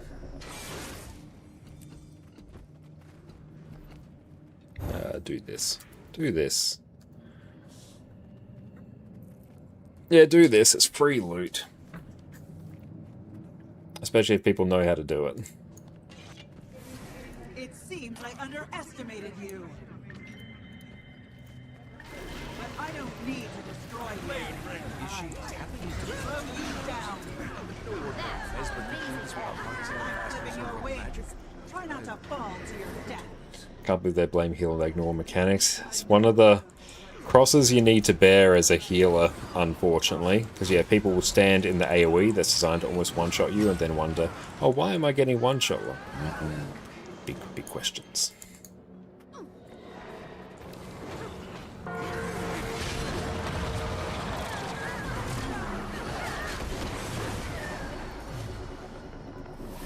Excellent. Thank you, Var, for going this way. Makes my life so much easier.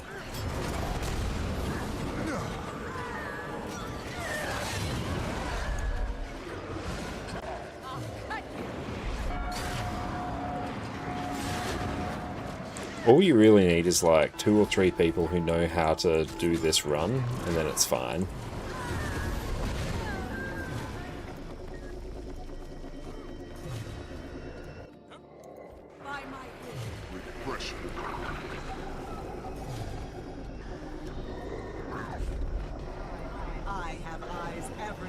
Someone hasn't done that. Do you play NA or EU? I play across both. Right now I'm on EU.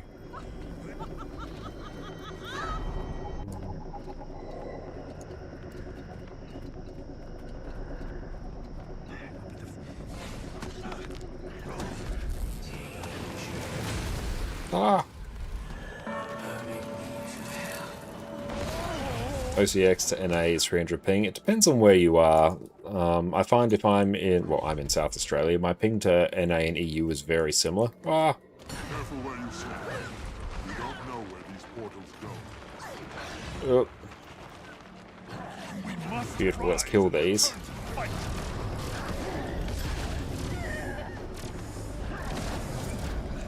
Whereas if you're on the east coast of Australia, NA is usually better. West coast, I think EU's a bit better.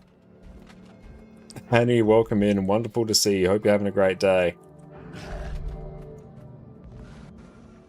How have you been? How was your weekend? We're doing Twisted Castle now, and it's going about as well as Twisted Castle normally goes. Their life is weird. That's all good. I appreciate you popping in. Oh, Addie's not here. I can turn off Addie Cam. I think, yeah, awesome. Someone's made the run. Excellent. Well done, Sufferings, on making that run as well. Are you so busy unpacking, dealing with utilities? It's cray. Good weekend though. How's video games? Video games are going great, and I think that means the move is progressing along well, which is very exciting. How is that going? Moving can be a long journey. It's time we settle this. I thought exactly. Your life is mine. Yes, everyone go check out Pieball Annie over on Twitch. Sub to left, 3 right. Do you know how to tank this, Sufferance? Or do you need me to call things out? I'll place down markers, but you need me to say which marker to go to? Either way, I'm totally happy to. You can call excellent to left, 3 right. This way. Your life is mine. Yep, I see. Sharp blades, sharp. Hang on. 1, 2, 3. Yep, I see 5 on each.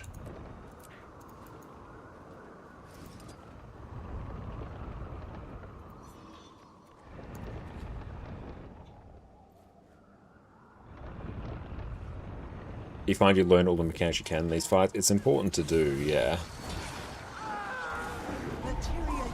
Okay, for the first 50%, just stand on arrow and sort of move around the middle to avoid any bad AoEs. We don't need to move anywhere in the first phase. I always just tend to go this way. Ah! Friends, if you don't know how to push it, don't push it.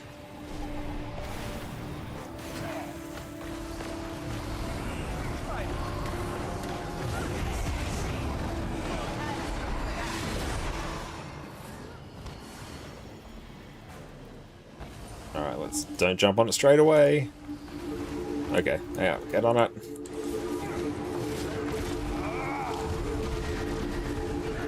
There we go. When you get to 9 stacks, rotate.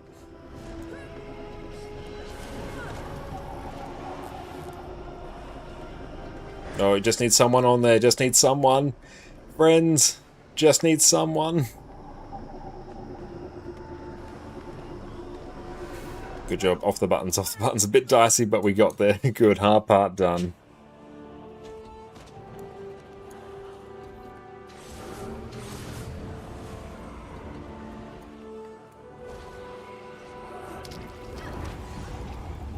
Surrender now, or face an eternity of suffering.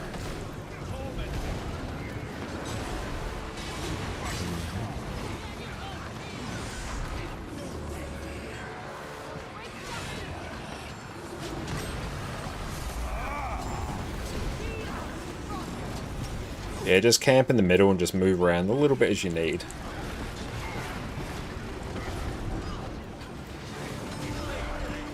I find people understand how the shield works a lot better here, because it's very, very visible what happens. See, that's fine.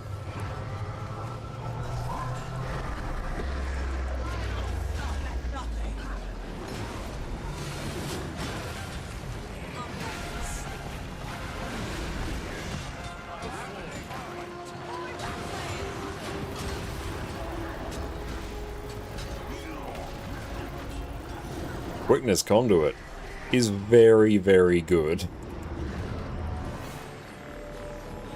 Such a sweet memory of the old days when Druid would pop Nature Spirit last minute and all was well on the platform. Oh, yeah.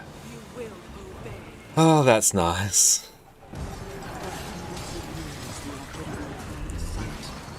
I think we lose someone already. It's unfortunate.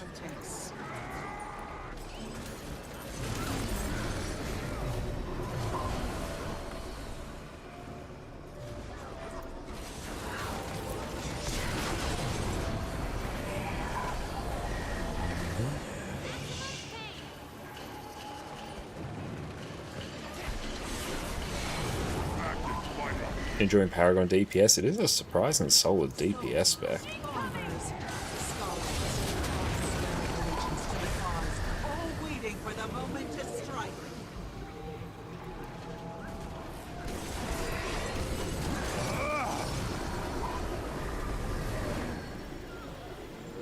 Okay, this one might take us a bit. Our time is now. We rise. So sufferings start at circle.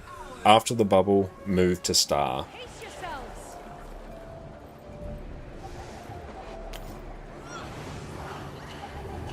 He is almost complete. Circle, bubble, then star. I die. He will live.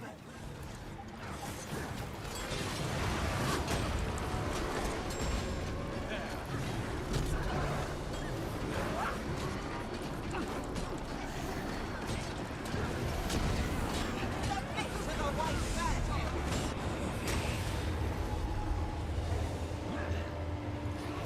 Your efforts are in vain.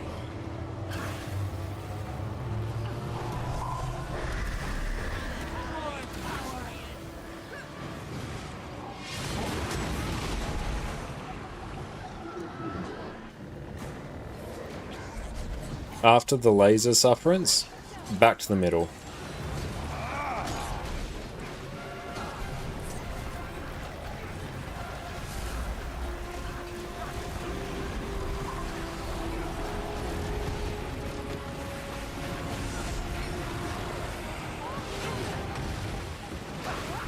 Laser goes back to the middle.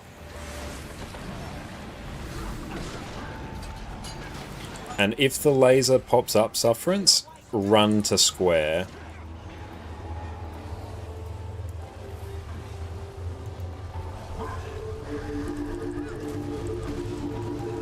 If the laser pops up, just make a beeline to square and then we'll just clear around it.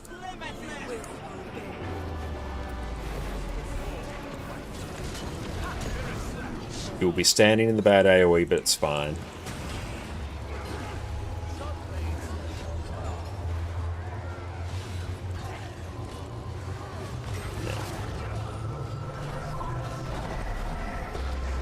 We might even just be able to burst here.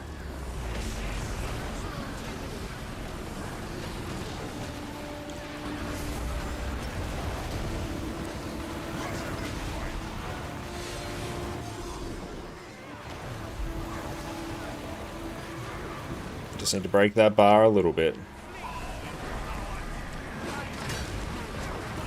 There we go. A bit messy, but we did it.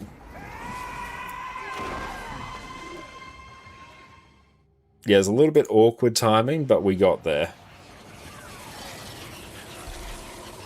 That looks valuable.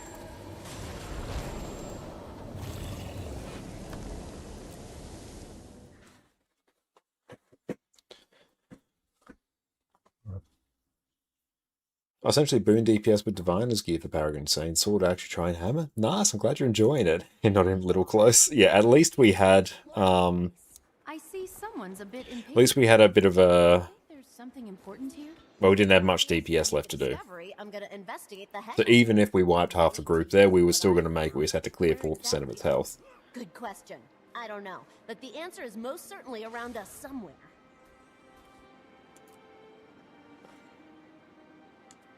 Now run down.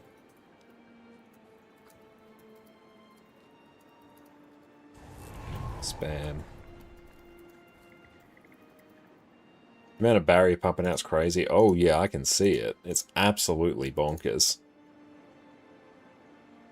Good old Scourge Heal days. Yes, Heal Scourge didn't die, it was just reimagined into Heal Paragon.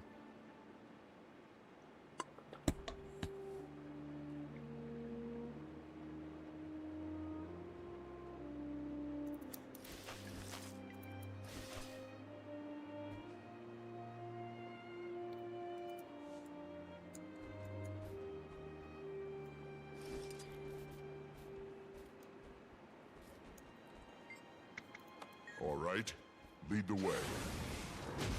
Follow me. Power Conduit is not going to be great here. As long as I don't get... What the? What do you call it? As long as I don't get Agony, it's fine. Do you feel that?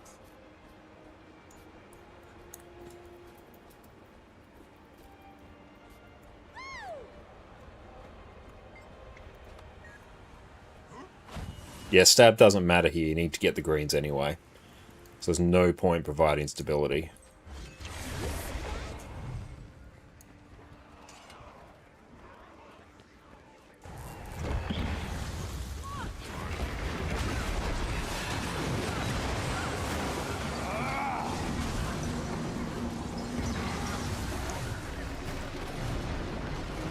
Did you scrap a DPS? I think they're Q DPS.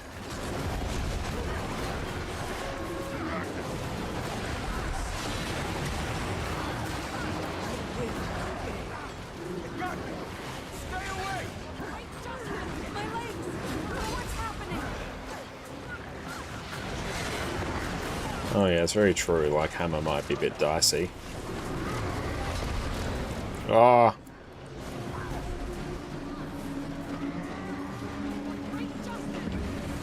Oop, didn't get that, clearly.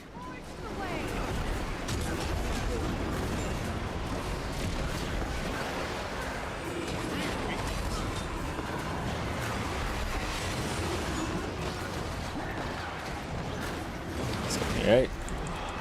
Not loving that.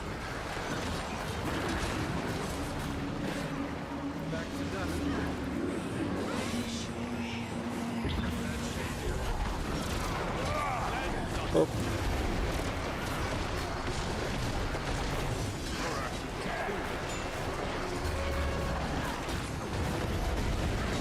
I think you can really sort of afford to miss one of the greens before you just like die. Yeah, make sure if you have that, you're not on the group.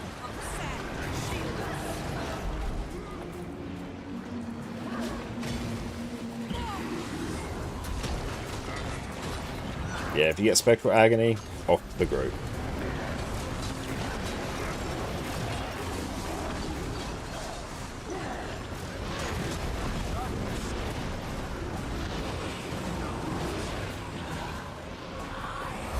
Hey, Dr. Pace, thank you so much for the sub, mate. Doing a raid encounter for a spirit shard seems like a lot of work. Cheeky smiley face.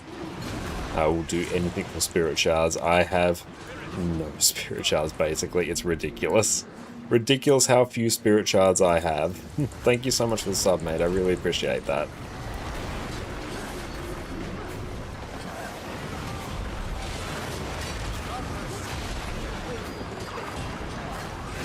Hyzen, what's up, mate? Great to see you. Hope you're having a good day. Oop. Over here. Hey, Dongo, thank you so much for the raid. Welcome, welcome in Raiders. My name is Connor, or ConnorConCarne, and you may also know me from my YouTube channel, where I do a whole bunch of different Guild Wars 2 guides. What is up, mate? What'd you guys get up to on your stream? Really appreciate you popping in. Dodge. I'm doing some raids right now. Did a big old Spirit Shard farm earlier. It was a very good time. A break time, Hyzen, coffee, Connor. I appreciate that, mate. Spirit Shards are brutal. Yeah, if you're crafting lots of legendaries, yep, they definitely are. Year and Halloween left. That would actually be pretty sweet. I'm over here. Hey, Dominic, what you guys get up to today?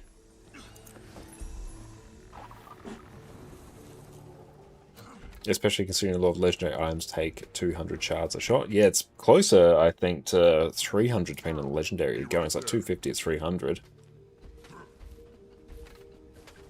Why is Hyzen watching group content? Thought he plays Guild Wars 2 solo. Yeah, he's just watching the group content so he knows what to do solo. Lead the way.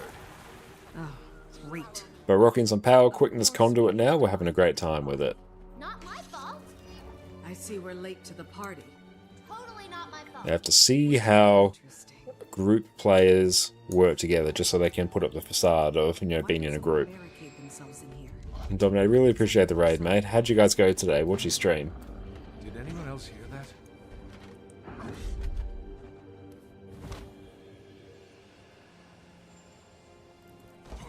Yeah, sure thing, mate. What's up?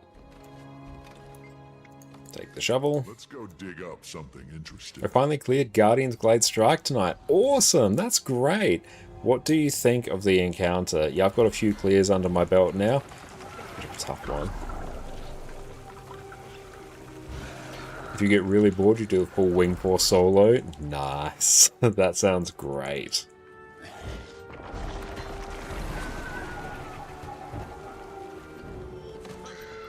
I will take Protect.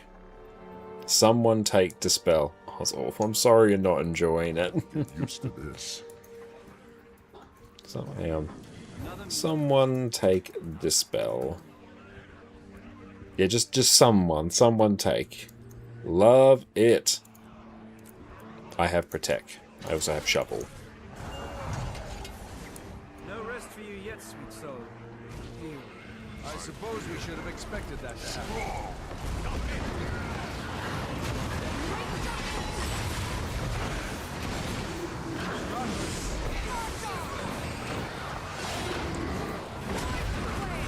Watch your feet.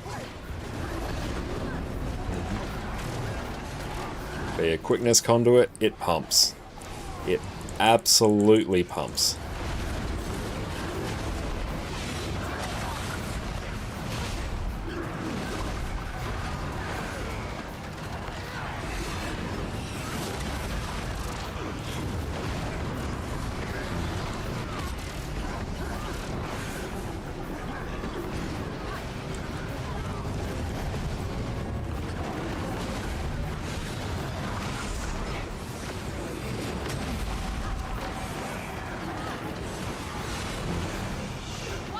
I demand that you release them.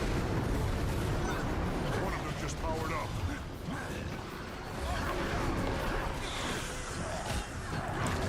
not ever.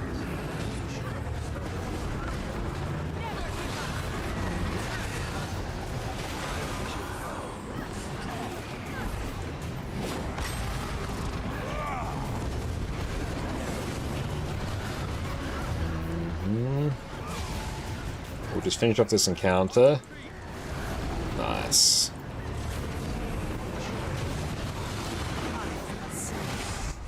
Got him. Solid. Solid as a rock. I love it. It's great. No, it is definitely an inconsistent encounter that has a few too many bugs at the moment. I feel like if the bugs are sorted and a few mechanics, particularly the one where it grabs you and throws you, is made a bit more clear, and you have the opportunity to avoid that, I think it'll be a top tier encounter. How do people usually get clovers? I usually get them a mix of doing the weekly, converters, the weekly exchanges with raids, fractals, world vs. world if I do world vs. world for a time, or just making them in the forge. That's basically it.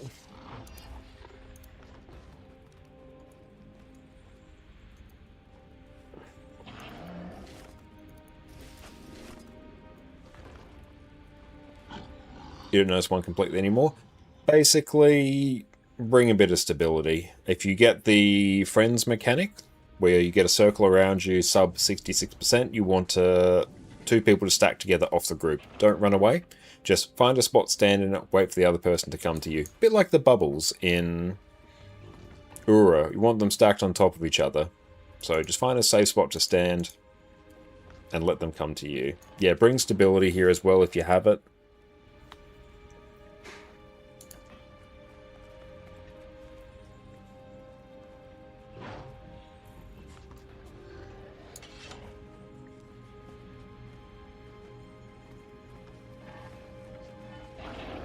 Yeah, just much stability.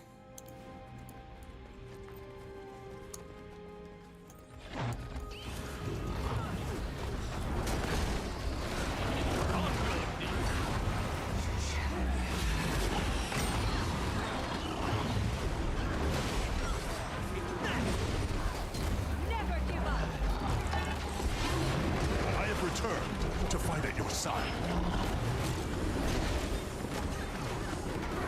I'm sure it should be recording. There we go.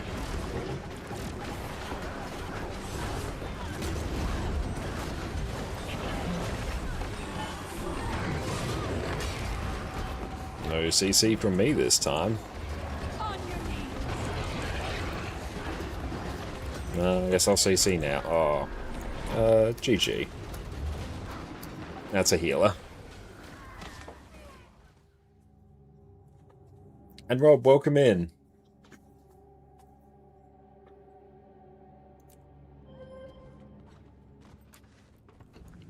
I find on the new raid, you really need range damage so you can deal with the crabs and the boss at the same time. It's one that really punishes melee players. And also dealing with the crabs during the DPS phase extends out the DPS phase and alleviates the DPS check requirements somewhat. So that's good. Yeah, you want to bring lots of CC as well for this phase, so like slot some extra CC skills if you can.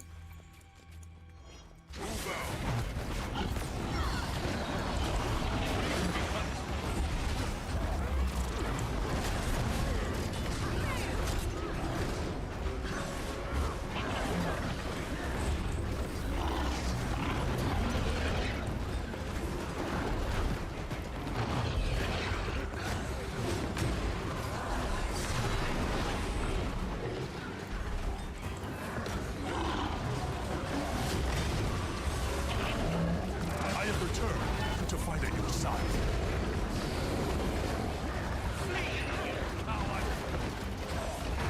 Yeah. I might even end up just camping.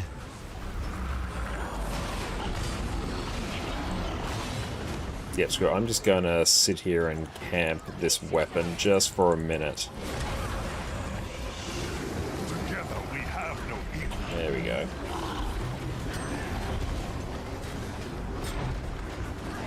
There we go.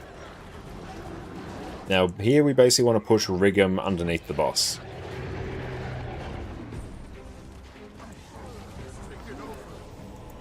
So Rigum has to be pushed under the boss for us to actually progress.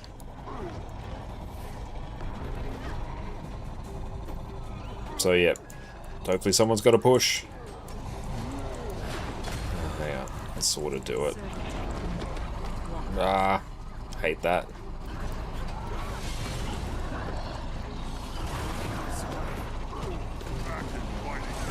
If no one has a push, like, we literally can't do anything, so... Oh, there we go.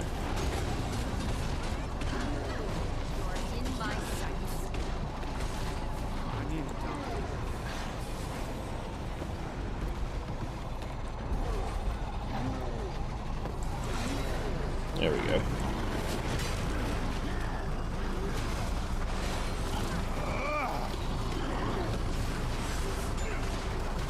We just need to kill Goldhelm.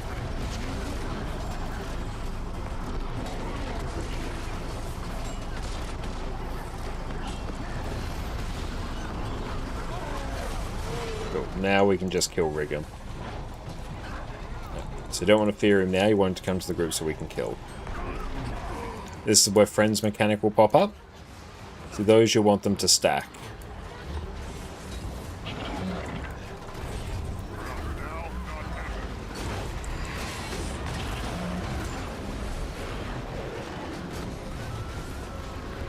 Big CC.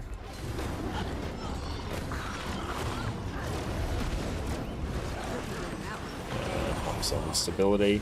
So you have Friends mechanics, so you just want to stack it. Just want to stack.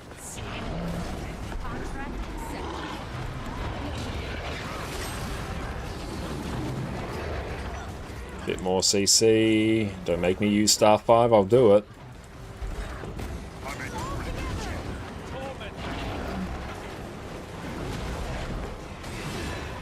See, Friends mechanic, you just want to stack, find each other.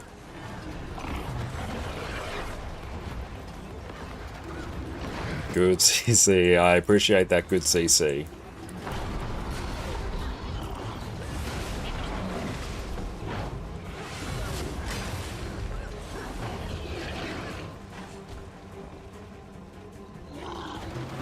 FHQ, thank you for the sub, mate. I appreciate that. Thank you, thank you. Enjoy no more ads and your wonderful ad emotes. And thank you, Jess, for making said ad emotes. Yeah. There we go. Good push. Glorious is what that was.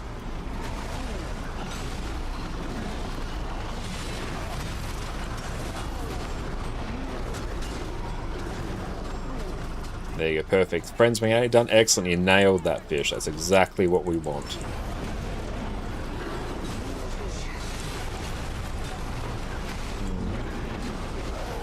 Perfect.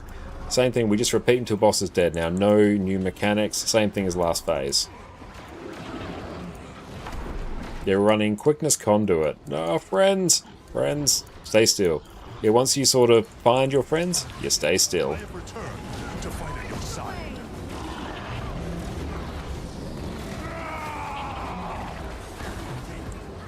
I'm just going to camp staff just for this little bit.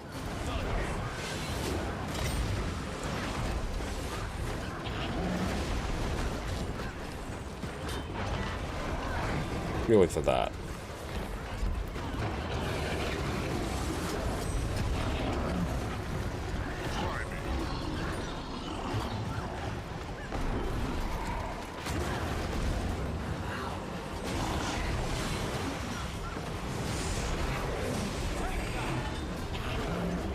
Oh, perfect. Yeah, someone just GG.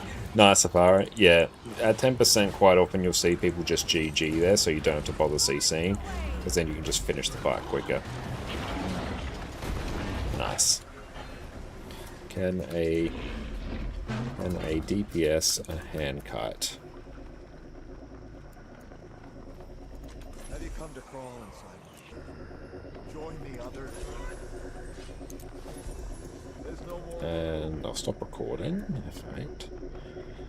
Or can a DPS go Q DPS so I can hand kite?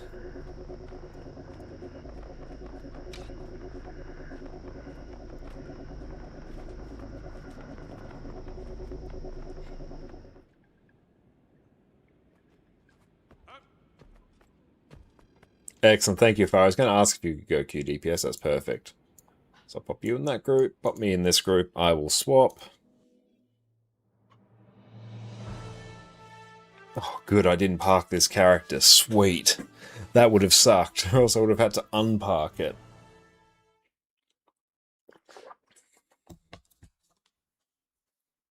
Okay, now we're just doing hand kiting. The most interesting job in the world.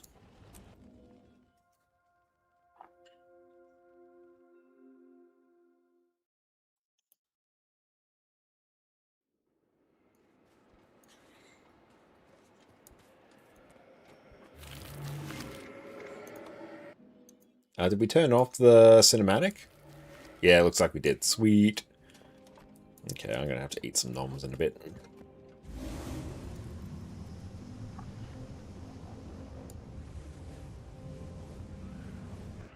What is your toughness sufferance? Actually, I'm just going to set this to Harriers and then it won't matter.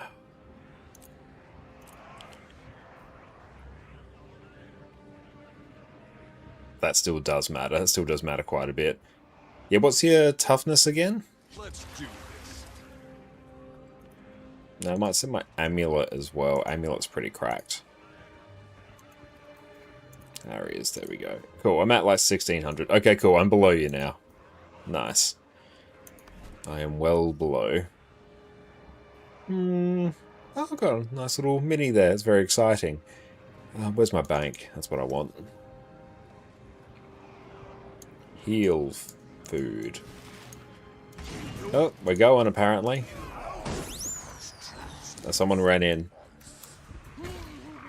GG.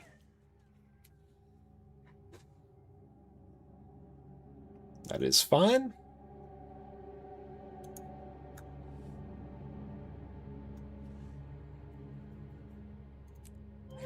And I'm just going to throw down some of my food. What do I have? Who knows? Let's throw down that. I need to restock my food.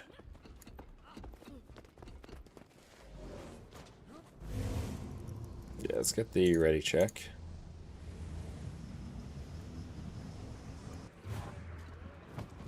Al, what is up, mate? Wonderful to see you. Hope you're having a great day. Let's double check my build. This character exists basically to hand kite.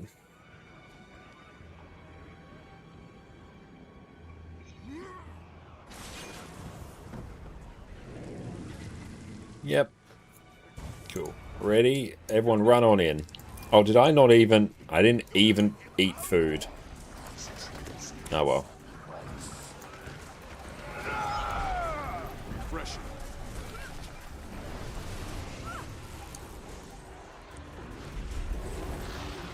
An alt-centric welcome in. Yes, I definitely did not eat food. It was very unprofessional of me. Oh well, it's not like I particularly need it for this. Oh, you leave for your trip with your significant other on Wednesday. That's awesome, mate. So refresh my memory, whereabouts are you guys going again? Because I remember you talking about it a while ago. But I'm glad you're finally going. None may harm you while I am Across Asia and Europe, that is awesome. And how long are you guys going for? That's going to be wonderful.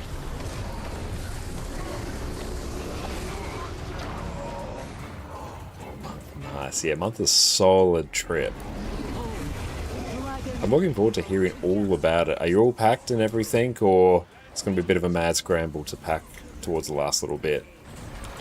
2, 3, 4, 5. There we go.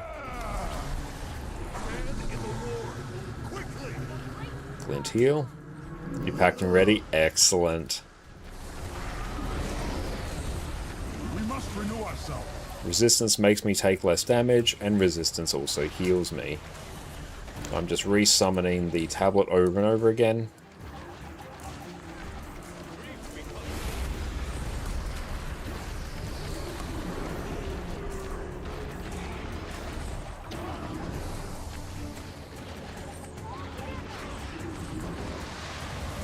When was the last time we holidayed out the country? It was last September when Jess and I went to the UK.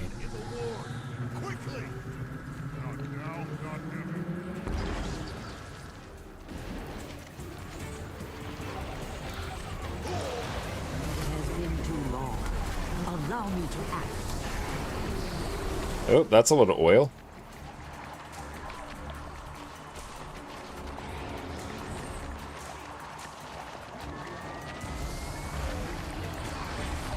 We must renew ourselves. Yeah, we were in Scotland. Well, we were in like London, then we spent most of our time in Scotland. But you were on London either side of like our trip. We bookended our trip in London.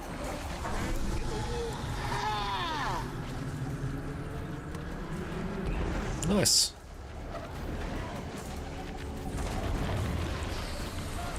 And Specs, thanks for the gold farming guide. You were able to get gems yesterday to unlock Living World Season 2. Hell yeah, I'm so glad to hear that. I'm glad you found the guide useful. I'll go get some tears in a minute.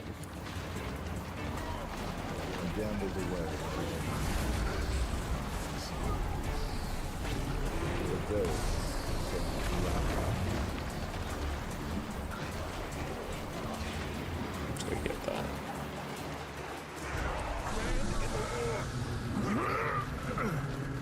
Now.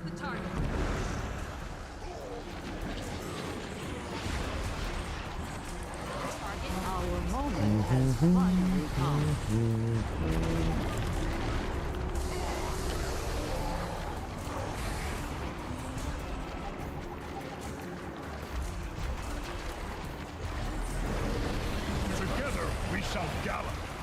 So I'm just stacking to when these get to around about 5. You can count them. They spawn at second intervals once they start. Or you can sort of just go, oh yeah, that damage is getting a bit much, let's move. And now... That's what you do with hands. Yeah, you're just stacking them up and keeping them away from the group. See if you can get the res on the tank. That's going to be quite important. So there's different like specific builds that you use to handcart. You just need things with a bunch of blocks, namely. So you can deal with the Mind Crush that you need to block or invuln. And extra damage mitigation also makes your life much easier.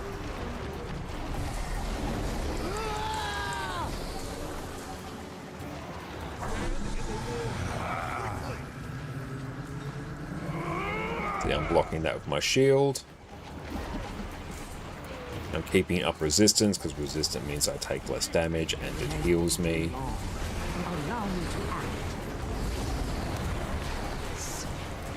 10%? Cool. Job done. The stability is also very handy from shattering your tablet when you go underground into his like demon realm. So you don't get knocked back, because you still have to handkite there.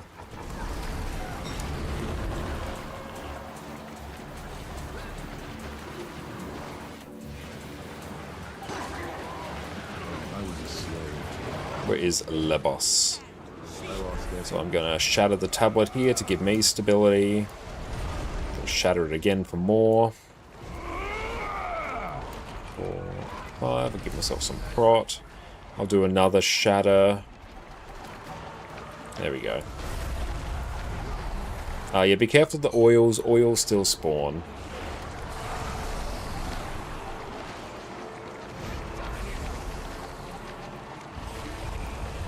We must renew ourselves. Now you just have to wait for the oil to despawn. If you stack up tight, you can heal through it. It's a bit dicey. Ah!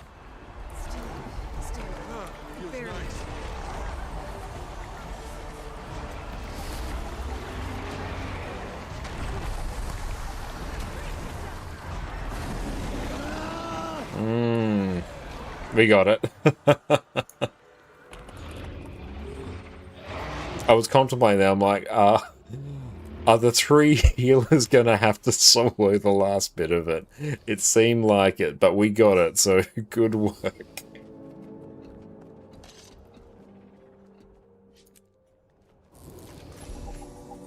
It'll fetch a nice price. But yeah, we'll take a bit of a break from the race just for a bit, so we'll go grab some dinner shortly, and then we will come back and do Cunning Overlook and Doom.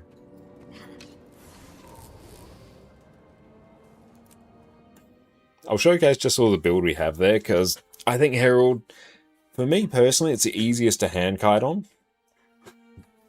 Because you can kind of, can't disregard the hands, but they aren't that important to you. So we are rocking... Oh, that was a good save after the first oil. Oh, it was, yeah. It was actually quite helpful having that in the center of the arena, because then everyone else was on the other side with the boss and I was on the other side, so I could still keep hand kiting and going about my business. It was funny, it didn't really change too much for me. I was just doing my thing. Oh, thanks very much, Al. I really appreciate that. Thank you.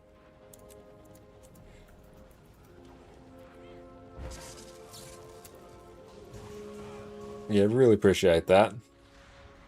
No, that's all good, Fish. No, you did good, and don't worry, if it's been a while since you've done raids, that's all good. They take a bit of time to get back used to. Get used to. There we go. Okay, cool. Thank you. I really appreciate that. Spellbreaker is a good one. I've done it on Spellbreaker as well. But anything that's got a lot of invulns, but this is my personal favorite. So we're running Herald. It's similar to Heal Quickness Herald, except you're not given quickness. So we're taking... In Herald, Elder's Respite, regen, heals some more, keeps us alive. We're taking Hardening Persistence, so strike damage is reduced for each point of upkeep we have. So we can just pop a bunch of glint facets. And then, yeah, have like many points of damage reduction there. Damage reduction per upkeep pip, so we got 6 points of upkeep there. So yeah, that's a lot. It's quite a bit. Soul Beast an easy one as well, because they have tons of blocks, especially if you start taking the bears. We're taking Draconic Echo. This is just so we can consume our facets and they still give us boons, particularly useful for our elite and our heal, because then we still get protection. You can see there we're still actually pulsing protection for a little bit after.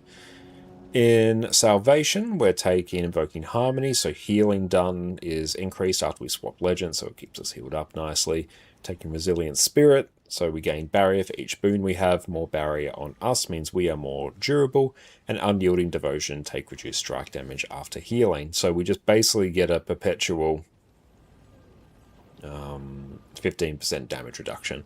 And then here in Corruption, this is the one that kind of makes everything, it brings it all together. Demonic Defiance, everything here in this column here, completely useless. These are meaningless. It literally does not matter what you take. Grant resistance and remove a non-damaging condition when you use a demon skill. You don't have demon skills. Torment deals increased damage. You don't do Torment, you don't do damage. And siphon health from nearby enemies when you gain Dark Aura. You're not gaining Dark Aura. Everything here is meaningless. It's a shame. Demonic resistance, so strike damage is reduced by 20% when we have resistance. That's why I was perpetually just shattering my Ventari tablet. Because, yeah, that just upkeeps resistance, and we also gain resistance when we swap Legends, because when we swap legends, we cast Invoke Torment. I think that's this trait here that casts Invoke Torment. So we get 9 3/4 seconds resistance whenever we swap legends. And on top of always keeping it up here, I think it only actually works in combat, but still. But yeah, so we have basically perpetual resistance uptime. It heals us and we take reduced damage. So there's like a 20% damage reduction. There's another 15% damage reduction there. And there's whatever you get from hardening persistence as well. Plus you keep prot on yourself. Oh, thank you so much, Jess. Jess is absolutely wonderful and has bought us our dinner. It's very hot. She has made us a wonderful pumpkin, carrot, and potato soup.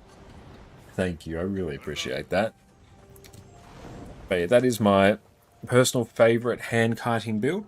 In terms of the gear, it's very helpful to, if you don't have legendary gear, one legendary gear is insanely helpful because you can just adjust your toughness to suit your tank. Run as much toughness as you comfortably can. But if not, I'd run full Harriers and then maybe have a set of Minstrel or Giver's trinkets or that, so you can like up your toughness a bit. Higher toughness means you have an easy job surviving. I don't think it really matters there. I probably shouldn't have Febe there. I should have something better. Because yeah, you're not moving around much. You don't need swiftness. But let's see. I don't know. There's healing.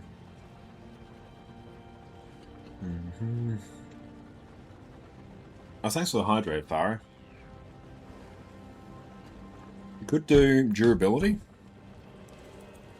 This soup's amazing, Jess.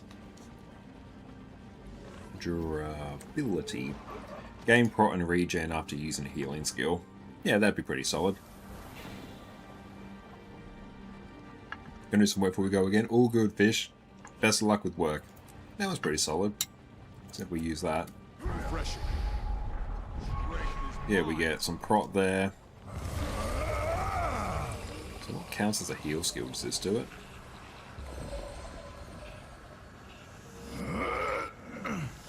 I don't know, it kind of seems a bit dull. Do you have a guy in the new crab raid? Not yet, no. On my list to make eventually. Yeah, I don't like that. There's one that does stuff on block. Yeah, heal for a percentage of your maximum health after blocking an attack. That one's pretty solid. Because yeah, you block with this, you block with staff 3, so it basically turns them into giga heals. Because you can just stand on the hands, block, and you'll heal. So that's probably what I'd actually run. But awesome, now we're going to go take a break, stretch our legs, and come back, and then we'll finish off the remaining raids. Sit tight. Welcome back, everyone. We've covered every other Revenant spec, so now it is time to cover what is undoubtedly the most fun of all of them, Power Vindicator, whose entire purpose is to crush your enemies beneath your muscly calves. Woo! Superhero landing! Yeah, that's really hard on your knees.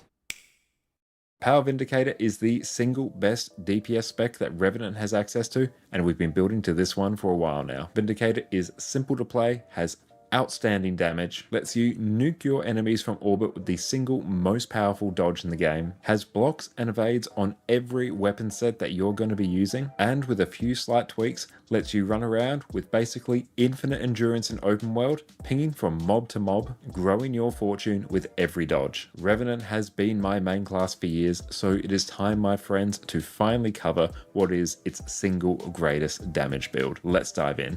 So quickly, what is Vindicator? Vindicator is the Revenant specialization that came out with End of Dragons, which gives you access to Greatsword, and it replaces your dodge with 3 different powerful variants depending on what Grandmaster trait you pick. You also get access to the new Alliance stance, which you can toggle between your offensive Arkamora skills and your defensive St. Victor skills. You also get access to the new skill Energy Meld, which by default will simply gain you some extra endurance, but we can buff this further with traits. Vindicator is one of the highest highest bursting power damage builds in the game, which makes this exceptionally fun to play. To quickly cover off on our traits, in Devastation, Unsuspecting Strikes, Notoriety, and Swift Termination are all there to load you up with extra strike damage modifiers, the main thing that you're looking for on a DPS build. In Invocation, Rising Tide will grant you extra damage when you're above 75% health. Spirit Boon will grant you and your allies some extra boons whenever you swap legends, notably Might when you swap to Shiro and Vigor when you swap to Alliance stance.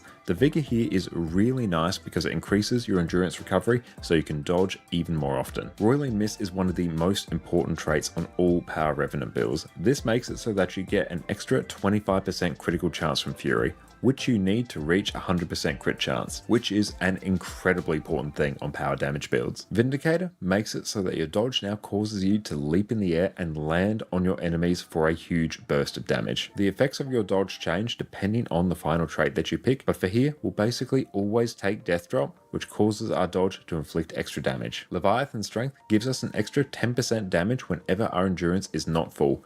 One of the trickiest parts about playing Vindicator is keeping your endurance from filling up, so you'll be dodging as part of your damage rotation. Reaver's Curse will reduce the cooldown of your energy meld while increasing the effectiveness of your next dodge after you use it. In this case, it will double the damage of your next dodge. Death Drop will seriously amp up the damage that your dodge does. It will also grant you the buff Forerunner of Death, which will grant you an extra 25% damage for the next 10 seconds. This means that your entire rotation becomes centered around dodging to keep up this Forerunner of Death buff, as well as keeping your endurance from being full to make sure you're always triggering Leviathan Strength. For your gear, you're simply going to run Berserker's gear with Rune of the Dragon Hunter. If you want to optimize things slightly, you can also run a Dragon's back piece, so you trade some of the extra precision that you don't actually need for extra ferocity. This is a small gain though, so Berserkers is totally fine. Your default loadout is going to be running Sword with Greatsword with Sigils of Force and Air on each weapon set. With a few sigil tweaks, we can make this build absolutely pop off in open world, so stay tuned. Sword is your highest damaging weapon set, and the fast attacks pair perfectly with the Impossible Odd skill in the Shiro Legend, which will cause your attacks to deal a small follow-up strike. So faster attacks equal more damage. Greatsword gives you access to more AoE damage than Sword and scales really well the larger your target's hitbox is. This is due to the incredible Eternity's Requiem skill, which lays down a huge burst of damage in an AoE around you. Sometimes it is a good idea to swap out one of your weapons for Staff for the insane CC damage it brings. Usually you'll want to swap out Greatsword to keep the impeccable damage from Sword, but if you're a Greatsword enjoyer, you can replace swords as well. For our relic, we'll simply be taking Relic of the Thief, which will give us an extra damage modifier as we use our weapon skills. For food, take the best power and ferocity food you have on hand. Ideally, this will be your Ascended sous vide steaks with sweet and spicy butternut squash being the regular alternative. For your utility, take Superior Sharpening Stones. The potent versions of these last an hour and align perfectly with your Ascended food buff. Plus, they're the best value you can get here. For the legends you'll be taking, you'll usually be using Shiro and Alliance stance. Shiro is your peak legend for damage entirely due to the skill Impossible Odds. As soon as you enter Shiro, you'll activate it, leave it on, and profit. Impossible Odds will cause your attacks to deal a small follow-up attack, which significantly ups your damage. You do have a nice stun break on Riposting Shadows.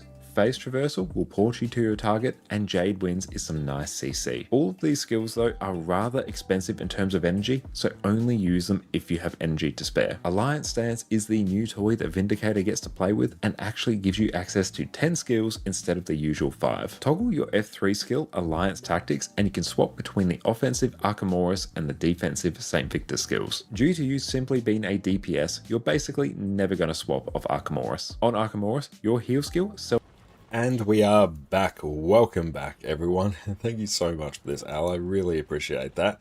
We'll see how much these go for. These go for like, I think, a gold a piece, don't they? Wow. Thank you, Al. Did you want me to open them, Al? Better than moon loot. Let's just process some of this. And we will dump those in as well. So we can convert those to other useful things.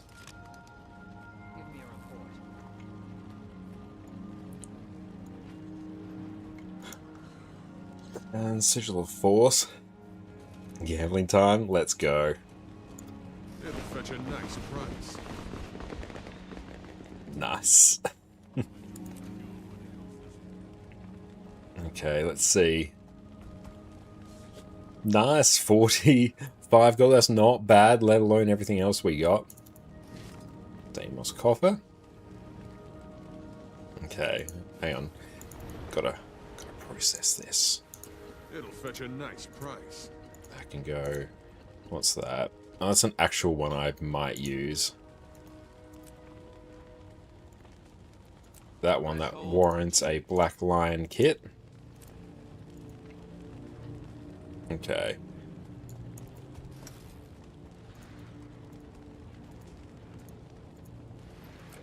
First copy of the day.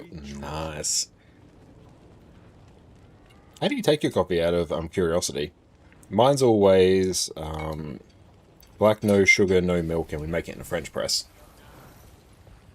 It's worked a treat for years.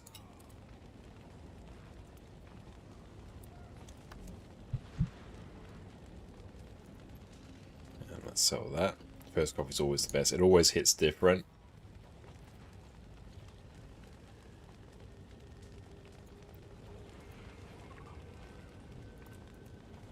We've always rated French press coffee. It's so easy to make. And, oh, hang on. It's taking a minute to brain. There we go, and what's that? Oh, almost always the same as you, but sometimes switch out with a bit of oat milk. Oh, that would be nice. I should try actually adding a little bit of almond milk into ours, because almond milk's the one we tend to have lying around.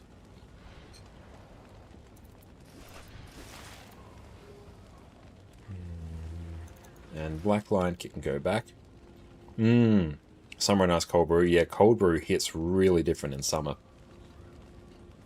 One thing I love doing as well, of fish view, it's black, freshly grinded, and brew in a percolated. That sounds fantastic. That sounds really good. But I find it works really well for cold brew, just getting a French press and like tripling the amount of coffee that you'd normally put in there.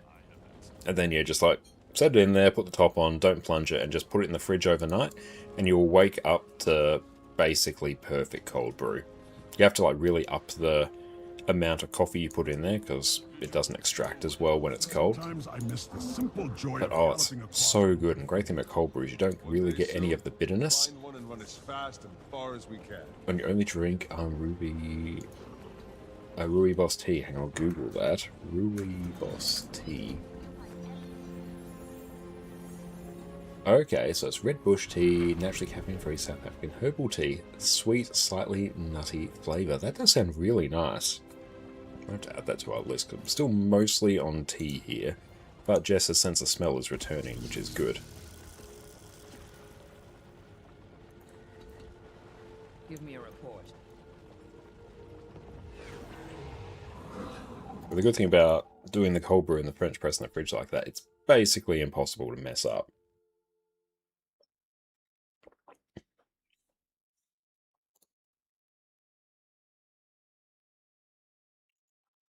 And when we do Doom in a bit, I will G2 kite. I will do that stuff. It's Wally. Love it. Thank you for the follow, mate. I appreciate you. Good hunting. And the weeklies. Chewing through clovers. Not clovers, magnetite. Yeah, we need many of those. Merchant. Exchanges. Enough said. And that's... Hang on, let's just go. Decor. Hang on. I'll just tell kp.me to update. It will eventually set up the thing that tells it to update. I think also need to actually fix Nexus. So I think its certificates are broken. PK was mentioning that to me.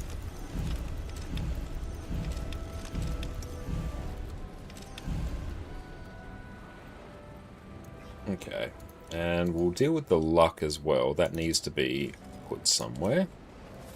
Up for a challenge?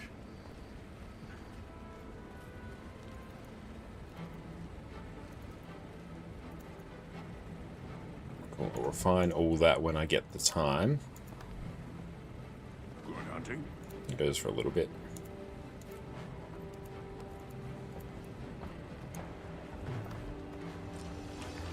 Got that. Okay, so I'll swap back to Herald. Not, well, it's Herald of Harold. I'll swap back to Conduit because I always need more power conduit footage.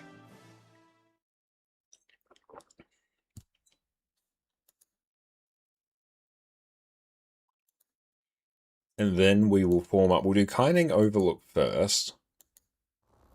And then I'll just LFG for that. And then we'll do Doom.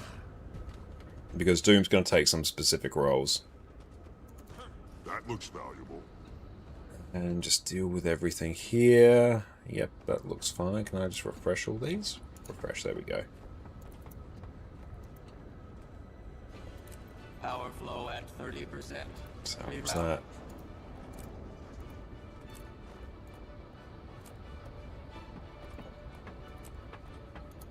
We've got a mini as well, which is sweet. Manufactured to the highest standards.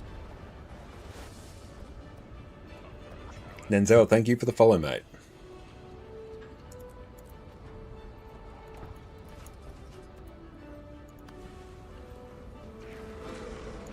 Wow, that really dipped down in price.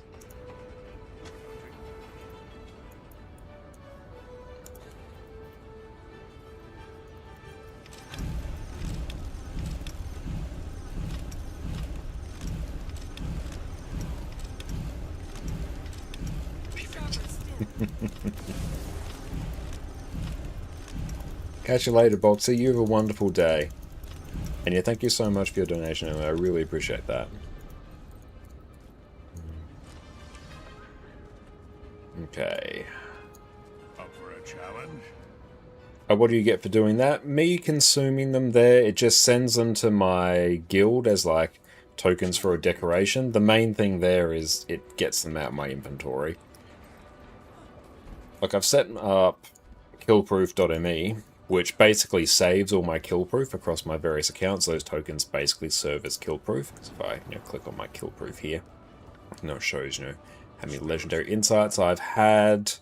It actually shows across all my accounts as well. So I've actually across all my accounts got 3,000, almost 3,500 legendary insights. Same thing for like tokens and stuff like that. So it shows roughly how much killproof I've got.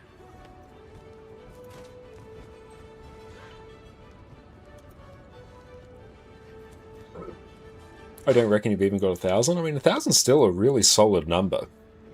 But yeah, I've been raiding for like years in Guild Wars too.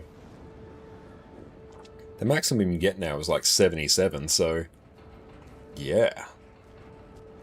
It's going to go up even more. Okay, hang on, so I need to contemplate. So we are doing, I will just go, so let's go raids. It's Kining Overlook now. I'll get this up in the LFG in a moment.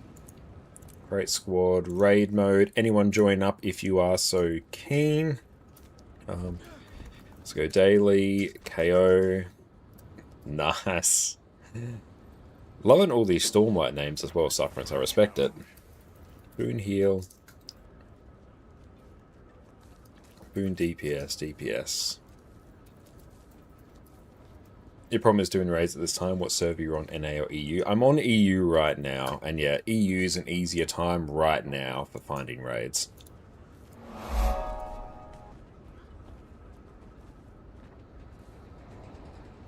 Stop! DPS. Yep, that happened. I will go QDPS. Okay, Sphere, thank you for the follow as well. Yeah, the name just sounds so good. They really do. I'll go QDPS. So now I need... Are you heal? Excellent. If you can A heal... Or whatever heal you want. Like, literally pick whatever boon. So we've got a lack DPS. Good. So then I need a Q heal.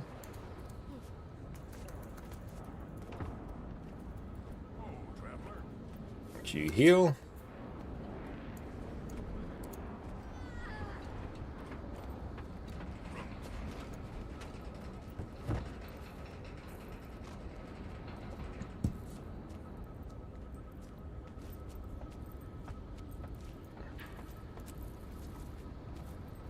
So small arms is Q heal. Perfect. Now I can go DPS.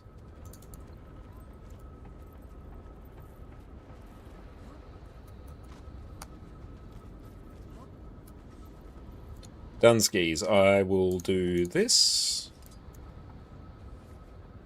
End of Dragon's kind of overlook. I mean, props to whoever designed the layout there, the raid UI.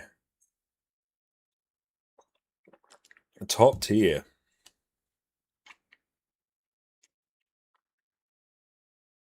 How am I going for food? 9 minutes. Yep, let's do it. It's enough time to do this one.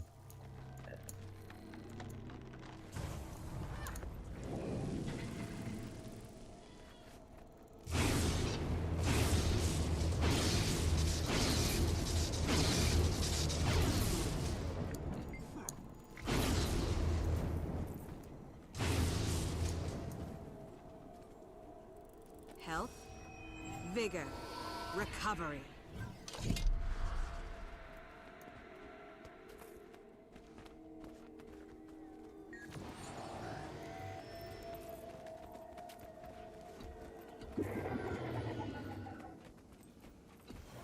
Oh, we're going.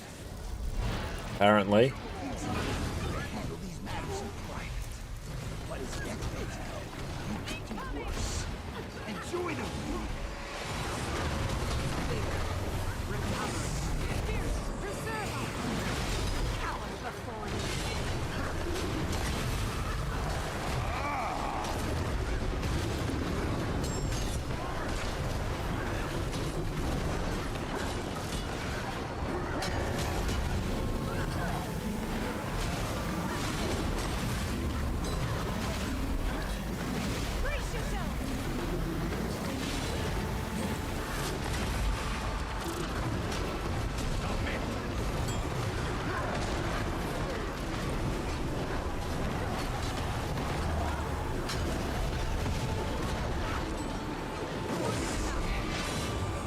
Solid. There we go.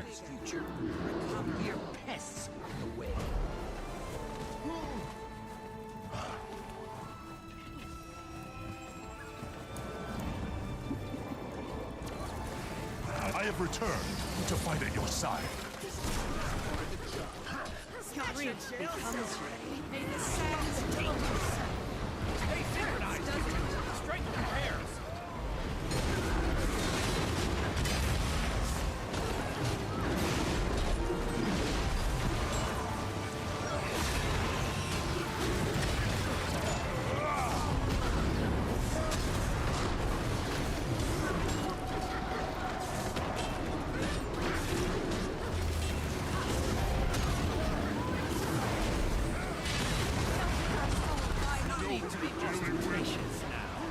It's unbecoming.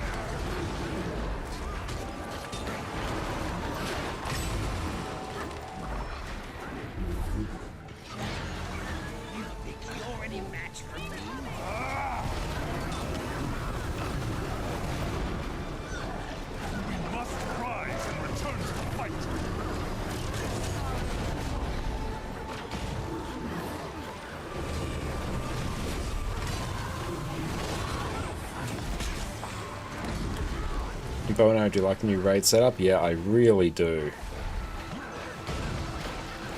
think it's a really, really good addition to the game. It's going to be for a long time.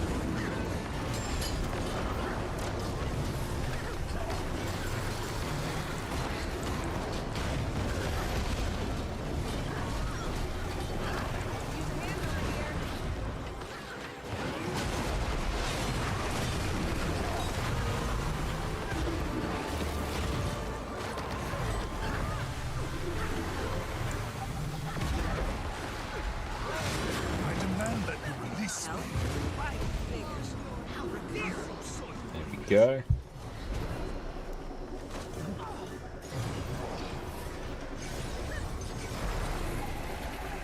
Yeah, beautiful. One of the healers wants to take.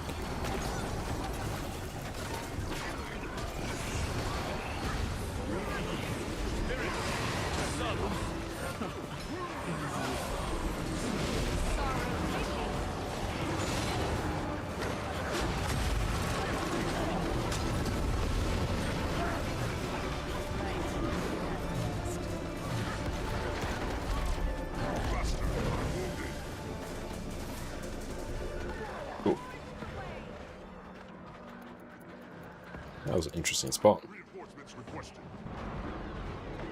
Oh, yeah, that's me gone. So I could have gone up there to CC it, but no. Oh well.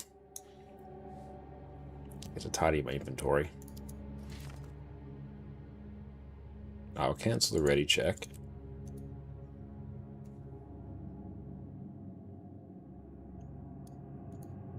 We might, unless you can get a bunch of reses, we're going to be GGing. Yeah, GG.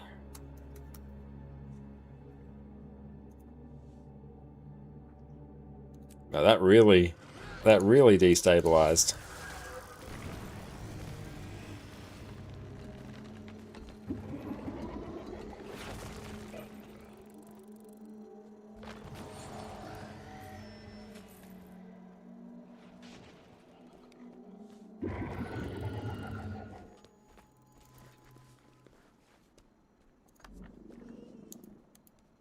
And that's why I need a Q heal.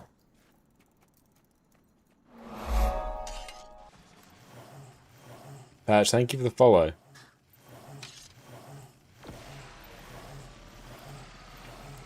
Yeah, I'm Q DPS, so I can't swap to Q heal and have things work. Q heal, job done.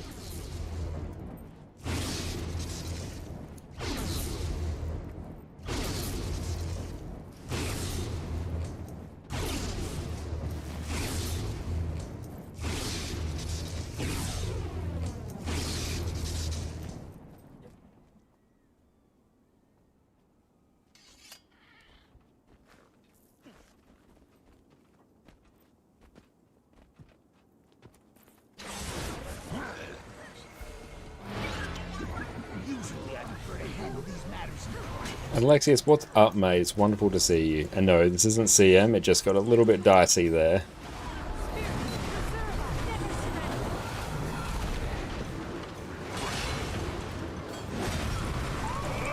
How you going, mate? It's great to see you as always.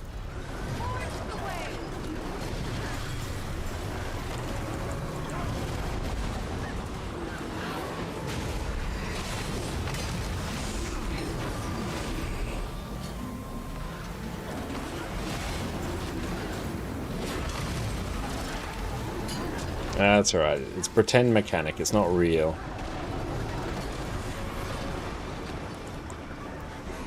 I represent Kanto's future. You're mere pests.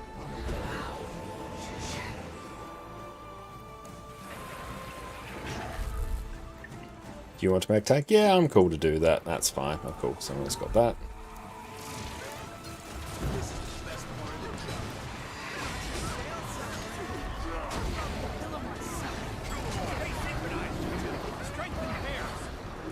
You can try and pull the Mind Blade on top of the Ritualist.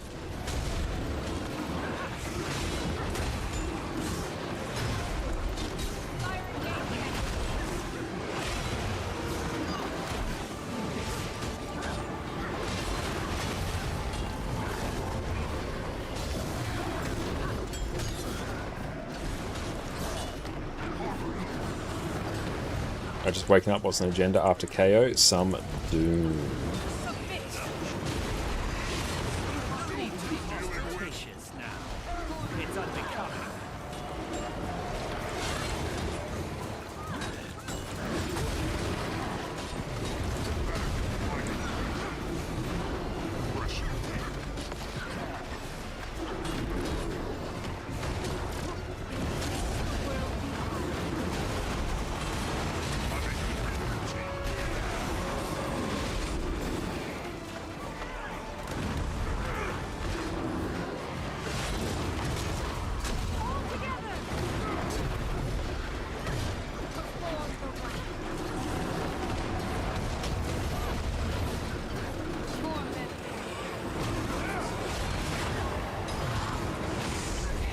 Logo, he's just well and truly chilling out here. How far you can do mech tank? Perfect. Have you ever seen this bug? Oh yeah, I've seen that. It happens sometimes. And they do know we're going to be on EU today.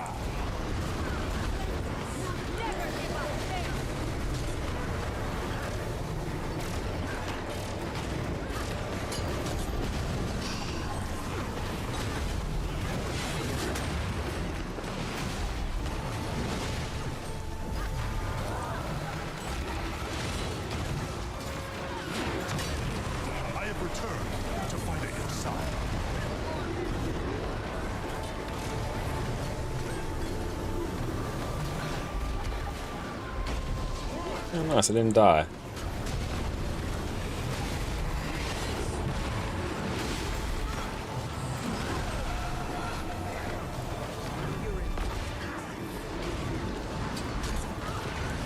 Got him. I know what every MMO could use, a system that sends mail to people who left the group and tell them how quickly the group cleared after they left. Yes, that would actually be quite fun.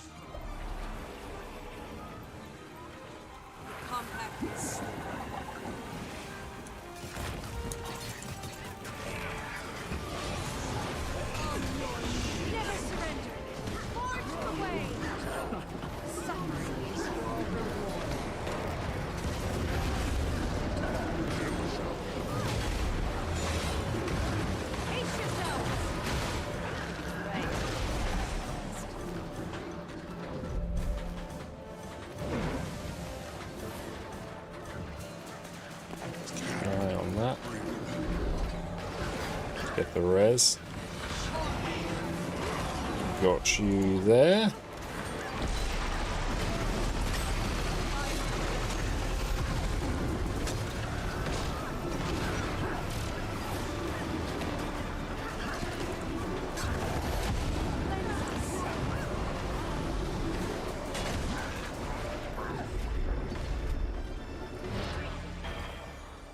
Oh. That was fun.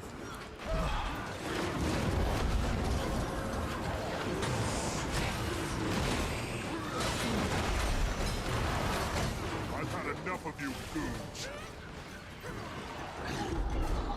Cool, completely free now. I'll dispose of you myself, you scum.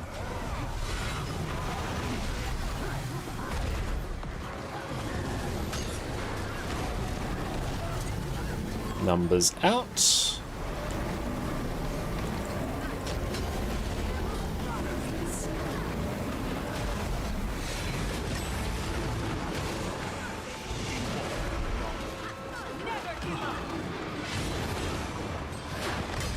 I have returned to fight at your side.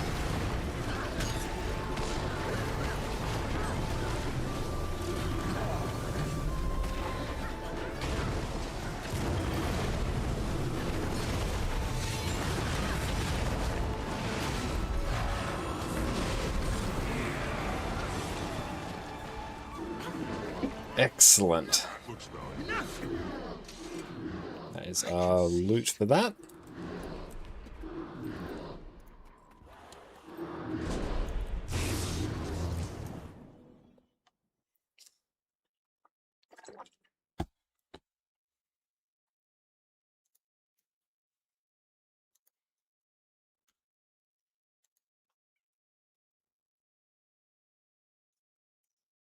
Mhm.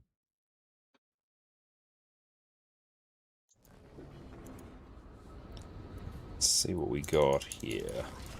Ah, some more legendary insights. Sweet. Okay. What I might do now, I'll do Ascended Hammer drops. It's telling you got to pick up Scrapper is what it's telling you. Yeah, ping's getting a little bit dicey there. I'll have to reset my router at some point. Alright, let's pop over to this character, and then we'll start forming up for Doom. So yeah, we're going to need green 1, we're going to need G3 tank, I will G2 kite. And yeah, everything should be fine. Everyone else can just DPS or do boons. Gonna need a bunch of boons. Oh, you want G3 tank? Oh, excellent. Okay, we got the hard ones covered. We're on EU. I'll have to check, see if that one's enabled. I might have, like, disabled it at some point. Yeah, I think probably just go pure DPS. But on Q heals bar time, that's all good. So yeah, everyone, come on in. Who wants to come for EU? Doom?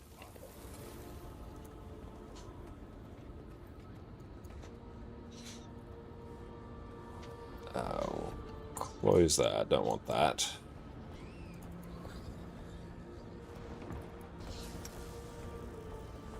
Let's go consolidate those.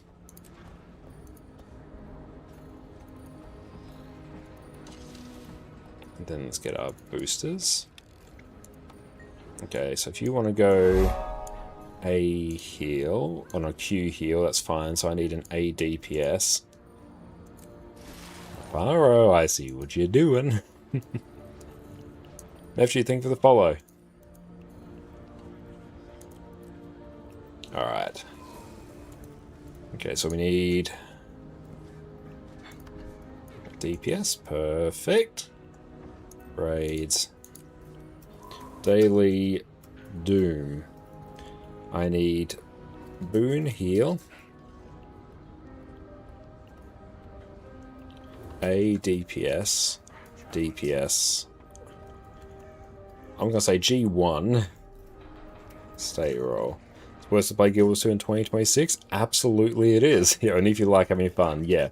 Guild Wars 2 is an absolutely fantastic game to play in the year of our Lord 2026. Has an absolutely amazing combat system, has no sub-fee, it's a buy once, play forever type of game, which I think is the best kind of game to play. I'll just keep an eye, this group might fill a bit quickly. Boom. Okay, so we've got an ADPS, they are your friend, their sufferance. And Nay is a Q heal, oh perfect, so I need another ADPS. So ADPS and G1. But yeah, I've made an entire video about why I think people should play Guild Wars 2 and why I play it myself, which will definitely point you in the right direction. It's 100% worth your time. It's got a DPS and a G1.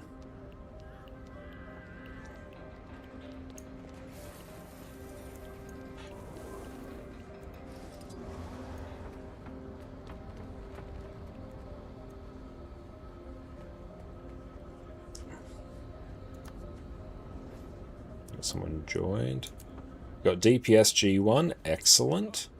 So I will set them, that's well in, I will set them as lieutenant. I will set you as lieutenant, and I am commander. So now I just need a DPS. You're a casual player, now you play Warhammer Return of Reckoning, but you try something new. Well, if you're a casual player, Guild Wars 2 also suits you very well. The game that doesn't require huge amounts of grind from you at all. It's a game that really respects your time, I find. And it caters very well towards casual players in particular. I think it's a sale going on for the expansions right now. Oh, if there is, then sweet. So now it's DPS. Cool, we're forming up for one of the harder encounters in the game right now. I've done the hardest part for me, which is organising said encounter. And fully geared up, pistol, Deadeye, nice. And to actually start like a month ago and you're loving Guild Wars 2, especially the casual friendly aspect, 100%. Yeah, like Guild Wars 2 really caters toward casual players really well. Is Doom tough? Yes. It's because everyone has mechanics that must be dealt with. I'll explain things as we go in. If you are a DPS in this fight, you don't actually have a huge amount you need to do. Just basically stand behind the boss and hit it. If you can, take some mobility skills. Very good. I will lock the Subcrucifer, I swear. Take a movement skill like a teleport or something, because there's a mechanic called bombs, where basically a bomb is going to appear above your head, and you need to run as far away from the group as possible, basically to the other side of the arena, and let it explode. Don't use your special action key to explode it. I'll just use your black line keys now. Don't overthink it too much.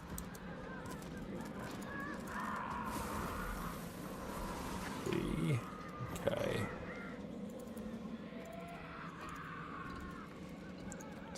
Garnish.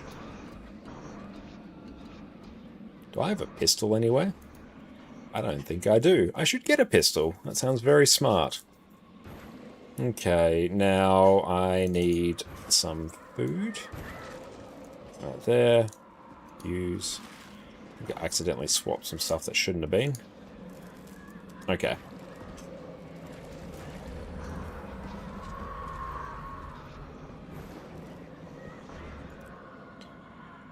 So if you get a bomb, run to the far side of the group. Far side of the arena, let it explode. When the boss goes into the middle of the arena and separates you from your soul, turn your back to the wall. You get pushed back. Go grab your soul and then just run away from the boss. Probably better that I just explain things as we go. Don't hit the messengers, they are my problem.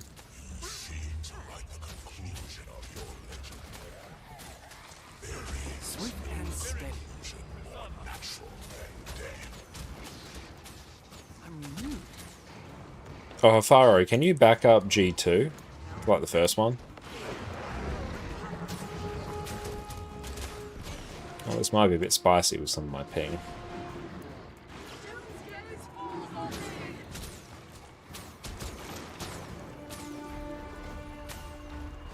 Excellent, thank you. Who aggroed on that? Yeah, try not to hit the messengers or else they aggro on you. I've got to hit them first.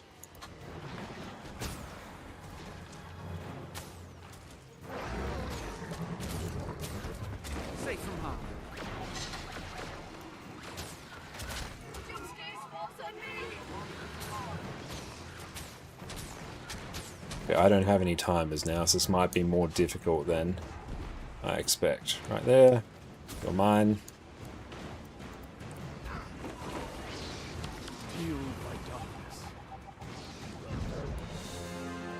Cool. I'm going to just let this explode. See, I've got the bomb on me. I'm just going to let it explode.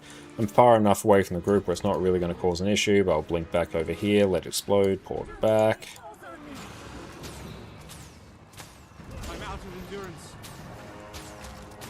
Let's get you a heal there, Hafaro. There we go.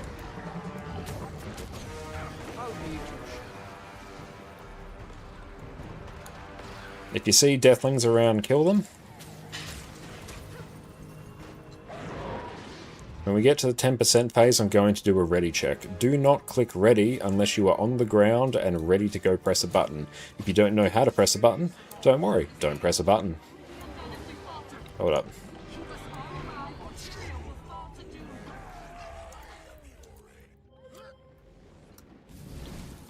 And explode, bomb away from there.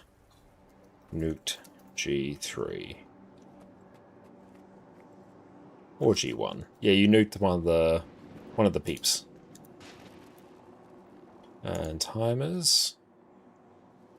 Times 10, let's go. Download the timers.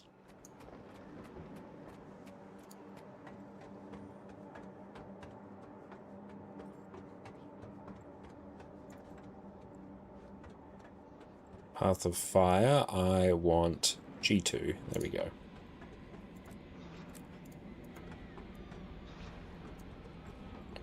But we're basically just doing a big old pre-event here.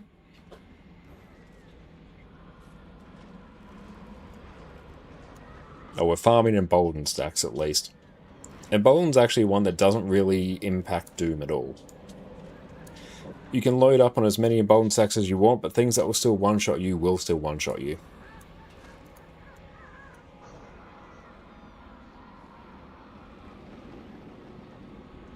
I will just cancel the ready check and go.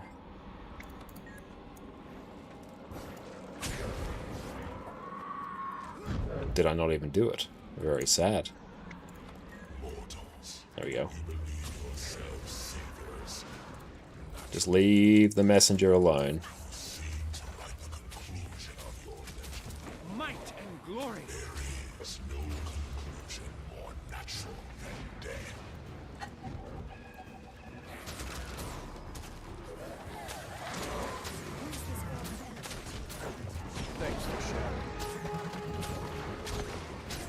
So yeah, be careful not to aggro on them. If you do get aggroed from the messengers, just run them away from the group. Yeah, people are aggroing these things in wild manners. I think it's all the ritualists. Yeah, like all the ritualist spirits are aggroing them. I mean, it's fine. It's less for me to do, but still. Ready for more.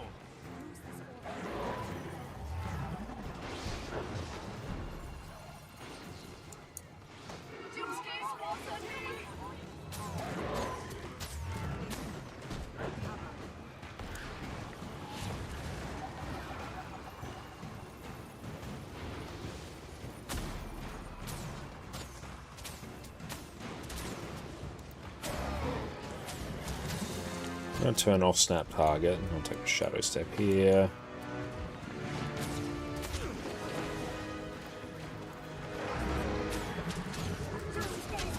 Shadows guide me. Yeah, okay, Spectre's like my favourite build to kite now. So right now you're just killing the enforcers. If things go right, if the people who do the greens know how to do their job, you won't have to deal with enforcers for the rest of the fight.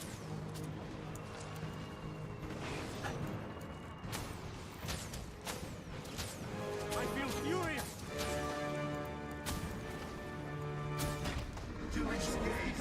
What is set in motion can only be undone if we falter. Keep us all alive, or Tyria will fall to doom.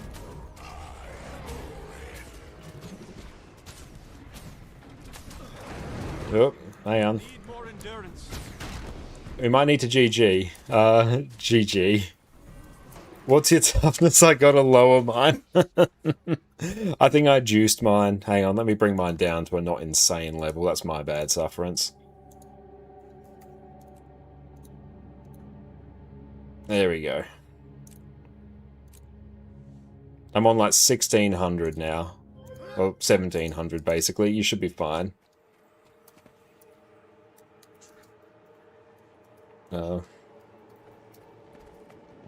Used for Keller the other day.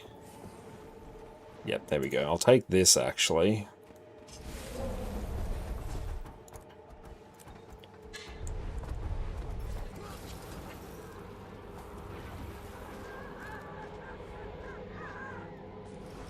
Yep, there we go. That's fine.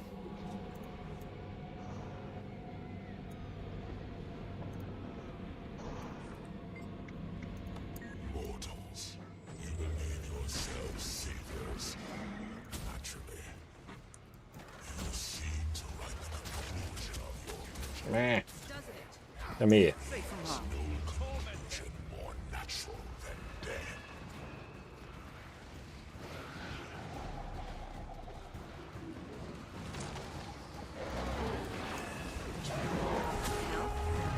Bigger.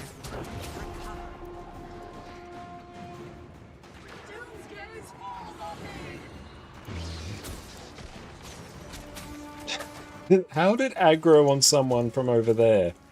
Yeah, if you get these, just keep them away from the Reapers that spawn, or else if a Reaper dies, we fail.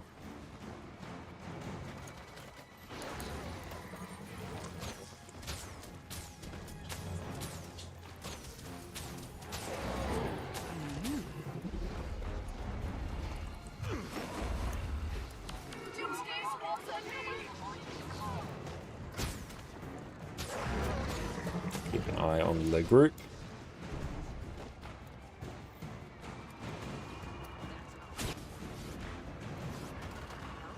There we go. Very clever of me. Ah! That was not. That was very, very unclever. I saw that afar. I saw you stealing my orb. Waiting for me to get close.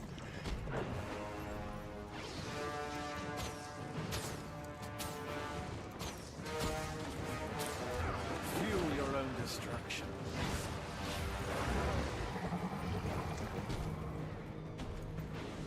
But if you're a DPS player, Doom's actually pretty simple.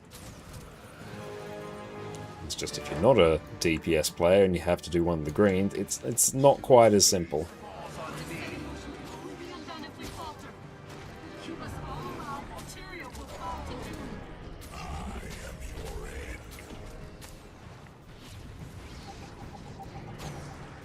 Good night. Use this orb of energy to your advantage.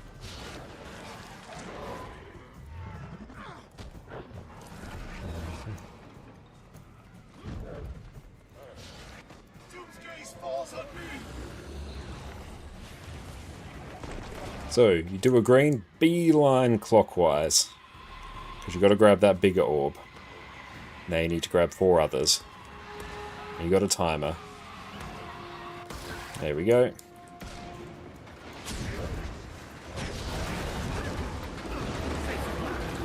And don't be in this AoE when it goes off. Or else you're probably just going to die. There's not too much you can do. If you have Boon Rip as well.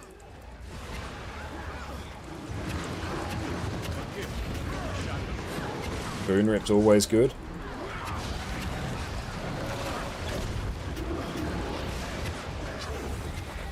This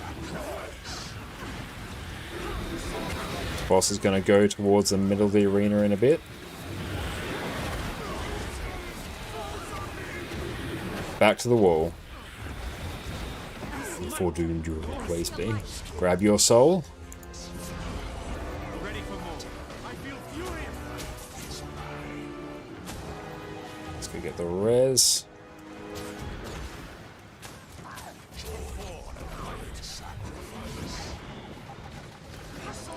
Get some Boon Rip if you can.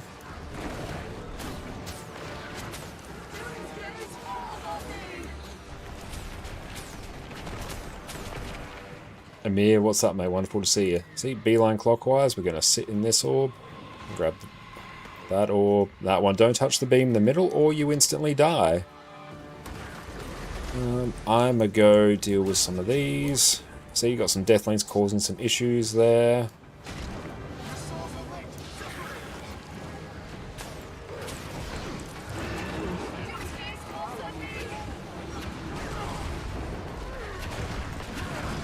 Don't stand on the cracks.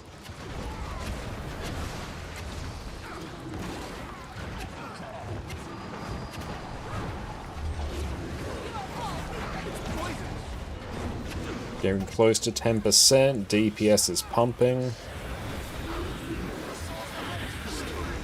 Grab your soul. Rest well.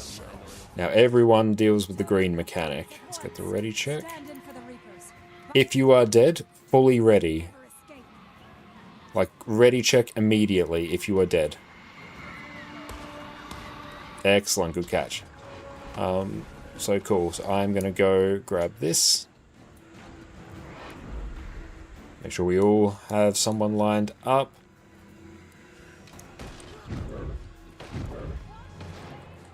Channel.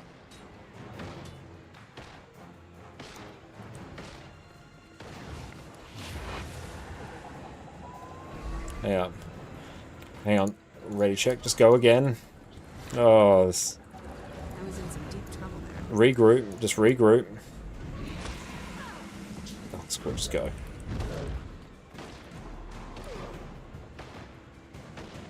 Hold nothing There we go. now. The fate of Tyria hangs in the balance. Are you home alone? I hope you're going okay. I hope you can have a nice chill evening. 2, 1. You might just get it. Cool, got it. Nice. Good job. Reapers paid a heavy price. But what got you there, Fish? I assume it was probably where he dipped into the ground and he might have ripped your soul. Oh, you have a colonoscopy tomorrow. Oh, I hope your colonoscopy goes okay. Now leave me. Grab that.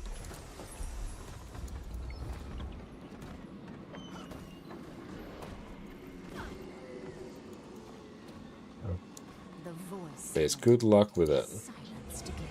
The Reapers paid a heavy price. They did as they were meant. But awesome, good work. That is Doom. Yeah, easy money. Nice. Now, Brad Bench. Yes, the Doom chair. Hell yeah. How much does the Doom chair go for, Faro?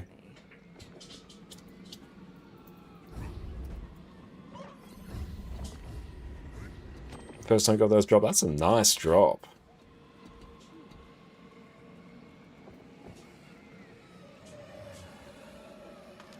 $230 gold. Not bad. That is solid. Very nice of Faro. Yeah, Faro got the bench. Easy money indeed.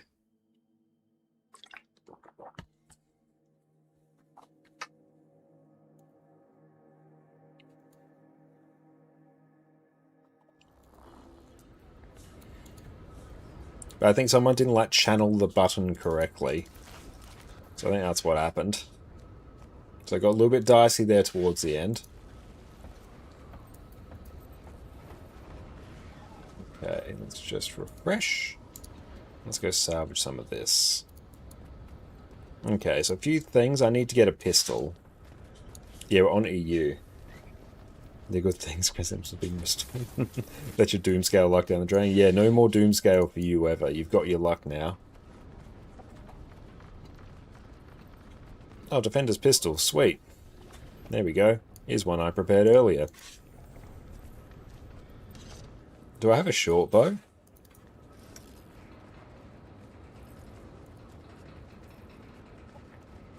Yeah. Oh well, I'll rock my celestial one until I get a better one. Oh, hi, Eddie. What's up, pumpkin? Hello. Bye. Truck.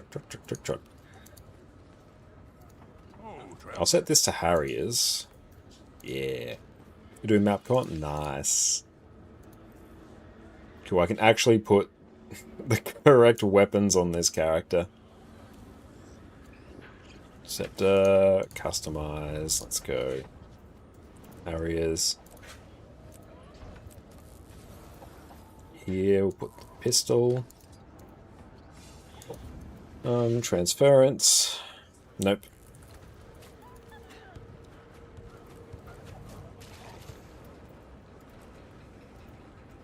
Doomscale's yet to drop.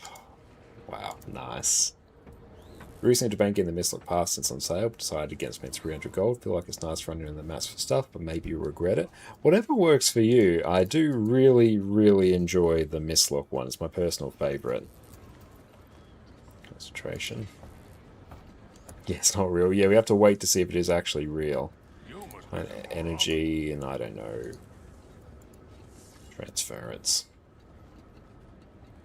Doing clove yarn easy for selling? Do you recommend doing it? I mean, if you have, like, the means and the patience to craft a legendary, it's not particularly hard to do, particularly if you do a bunch of rifting and convergences.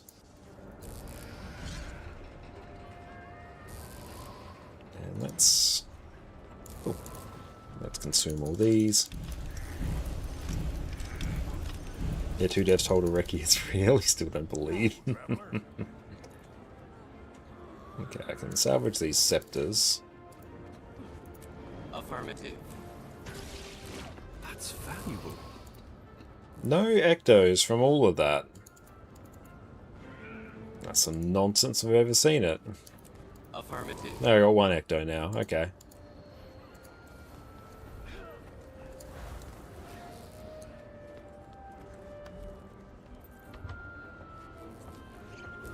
Yeah, you found the soul root thing? Yeah, I think you probably got hit by when he goes into the ground and then separates your soul. Basically, as soon as he dips, you just want to run away from him. You get used to the movement patterns of that one, because, you know, I think you got done on the first one, so people will sort of head basically along the wall that you were fighting Doom against. That's the way they'll normally run. So you just, as soon as it goes down, you run that way. That's why it's also good taking a movement skill or a teleport or something, so then you can just go, oh, okay, I should actually be over here. Bam, over there. That usually makes things easier. But cool, we're going to go stretch our legs now. We'll see everyone in a few minutes. Sit tight. Welcome back, everyone. We've covered every other Revenant spec, so now it is time to cover what is undoubtedly the most fun of all of them, Power Vindicator, whose entire purpose is to crush your enemies beneath your muscly calves. Woo! Superhero landing! Yeah, that's really hard on your knees.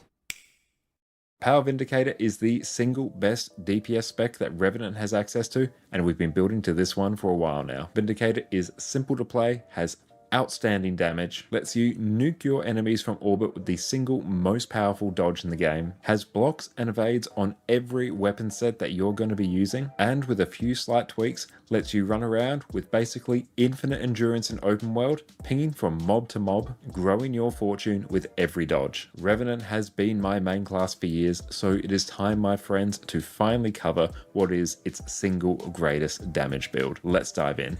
So quickly, what is Vindicator? Vindicator is the Revenant specialization that came out with End of Dragons, which gives you access to Greatsword, and it replaces your dodge with 3 different powerful variants depending on what Grandmaster trait you pick. You also get access to the new Alliance stance, which you can toggle between your offensive Arkamora skills and your defensive St. Victor skills. You also get access to the new skill Energy Meld, which by default will simply gain you some extra endurance, but we can buff this further with traits. Vindicator is one of the highest bursting power damage builds in the game, which makes this exceptionally fun to play. To quickly cover off on our traits, in Devastation, Unsuspecting Strikes, Notoriety, and Swift Termination are all there to load you up with extra strike damage modifiers, the main thing that you're looking for on a DPS build. In Invocation, Rising Tide will grant you extra damage when you're above 75% health. Spirit Boon will grant you and your allies some extra boons whenever you swap legends, notably Might when you swap to Shiro and Vigor when you swap to Alliance stance. The Vigor here is really nice because it increases your endurance recovery so you can dodge even more often. Roiling Mist is one of the most important traits on all Power Revenant builds. This makes it so that you get an extra 25% critical chance from Fury, which you need to reach 100% crit chance, which is an incredibly important thing on power damage builds. Vindicator makes it so that your dodge now causes you to leap in the air and land on your enemies for a huge burst of damage. The effects of your dodge change depending on the final trait that you pick, but for here, we'll basically always take Death Drop. And we're back. Welcome back. Okay, let's see where we're at. Also, definitely want to tick off on some of the weeklies because it is Monday. But yeah, the Griffin Spirit Shard farm was pretty solid. Only 11 Spirit Shards, so it's less than 1 Spirit Shard per Griffin run, but still, for 17 minutes of work, 11 Spirit Shards is pretty good. Let alone everything else we get. I need to make sure we run experience boosters on everything. Okay, where are you at in terms of your loot? Let's go exchange some more of that. That can go. That can go. Nice, we're over a stack of Ectos again. And exchanges. Send it. Sharp blade, sharp mind.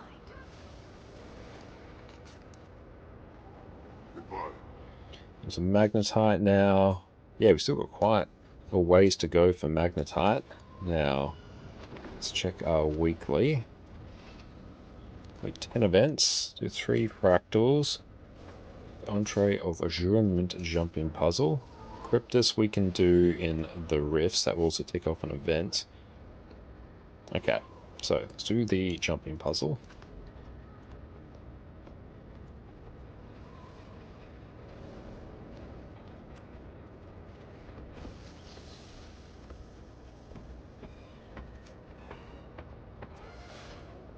We need more droppable mounts again. We do, yeah, droppable and farmable mounts.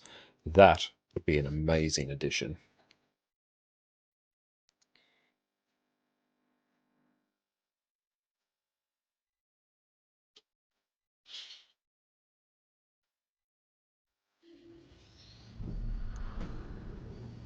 Cool, we can't actually open the chest there, but that's fine. Well, it counts as doing an event though.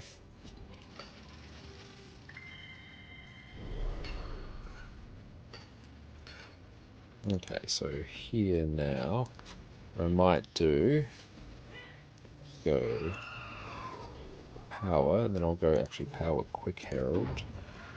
And we're going to go into Amnitas. This will tick off on Cryptus. Oh, thanks for the hydrate.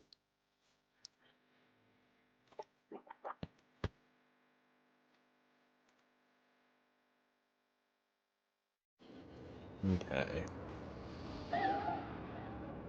And we're still rocking experience boosters.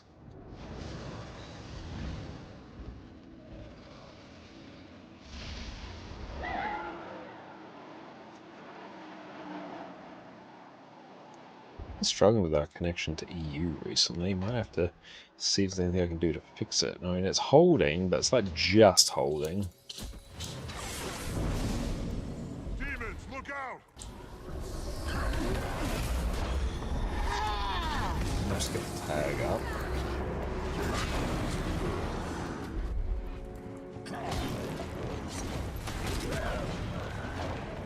Just so we can be a bit of a beacon. We're running Herald because then we get credit for everyone's kills, basically.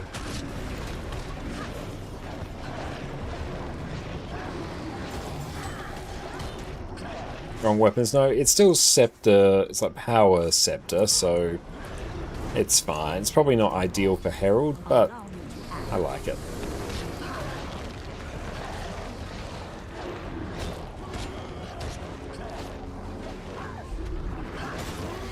Those are my power weapons.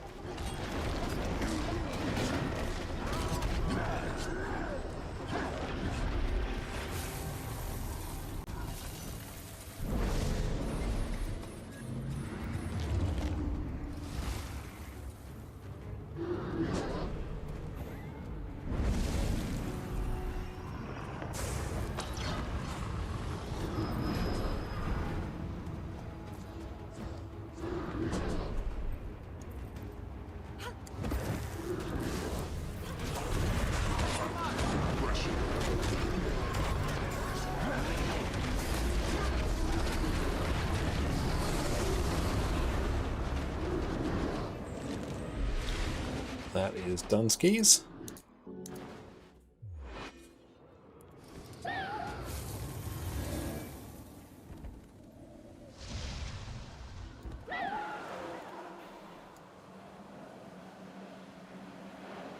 Oh, by the way, am I back on Linux? Not yet, no. I'm contemplating doing a full reinstall to try and fix some of the weird issues I've been having. The most sort of pressing one I'm dealing with right now is that, almost like clockwork, the Guild Wars 2 like trading post and like LFG will crash, and in doing so it takes down the entire game. It happens basically every time, not when I'm playing, well, not streaming, like not when I'm just playing online, but when I'm streaming. I'm not sure what's causing that, and I've never been able to pinpoint it. I'm thinking of doing a full reinstall. You like this new wardrobe? I think it needs some changes, which ArenaNet has already addressed and said they're adding in. But I think it's some very nice features, you know, included as part of it. And once they refine some of the kinks and make some of the additions they proposed, I think it will be good.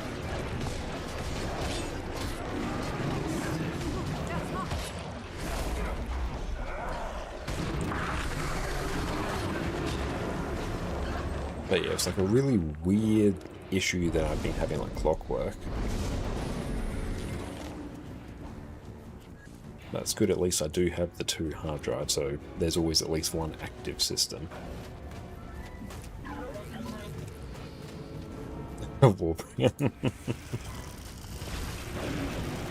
what legendary back piece that's recommended to make? Yeah, honestly, whichever one you like the appearance of the most, I'd say Ad Infinitum will be the cheaper one to make. You get the error name not resolved error? No, it's not that. It's...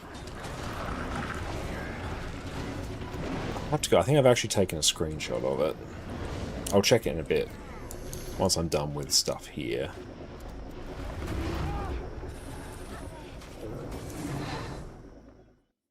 It usually just presents as a standard sort of network error. But it only ever happens when I deal with the LFG or the trading post, and then usually a few minutes after it'll take down my game. And then I restart it, and then it's usually fine for the rest of the stream. But if I'm having to deal with a constant recurring issue like that, that's something I've got to deal with, especially when it's with the LFG, because I use it all the time.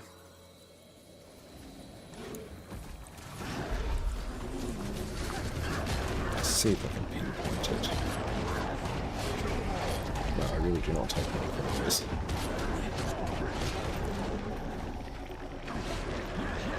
Did I take a photo? No, I don't believe I did. But yeah, it's like a standard sort of network one where it's like, oh yeah, it's just a random connectivity issue. It's every time I'm in the LNG. Or at least for the first time. And if I restart my game, it's fine, but I don't want to have to rely on restarting it.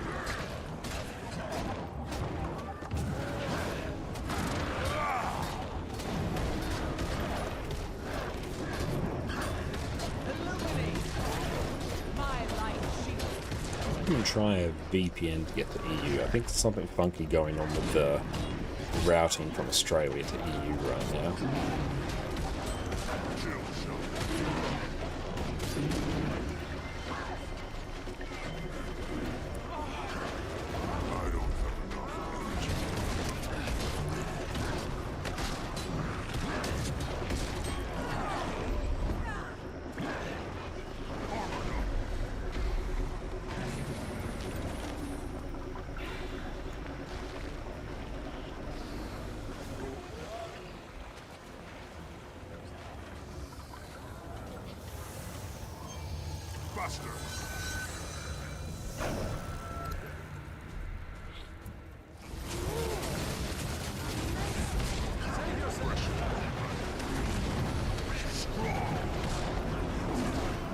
Go. That one's finally stopped.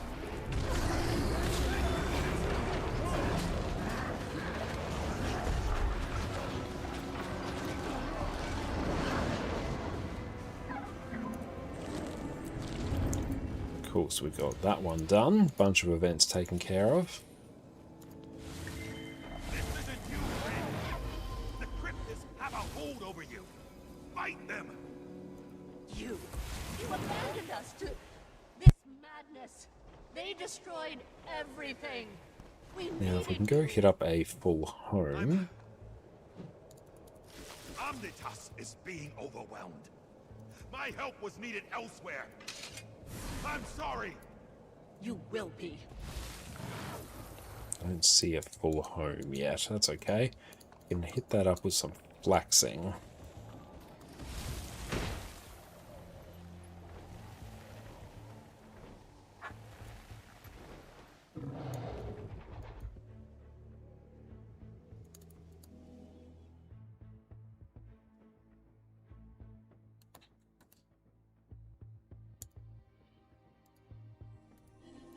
Okay.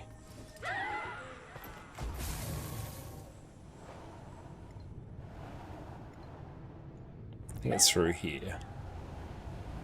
Yep.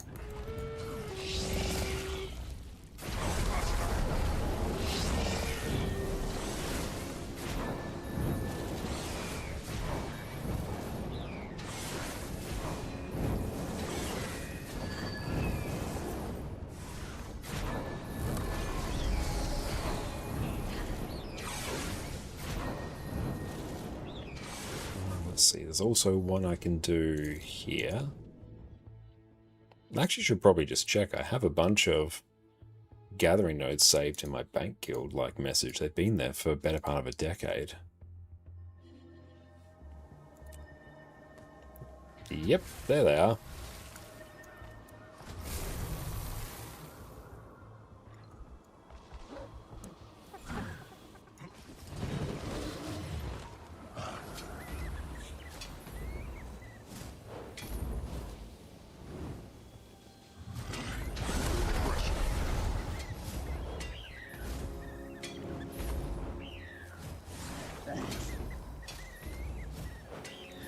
Did not think I would be using these.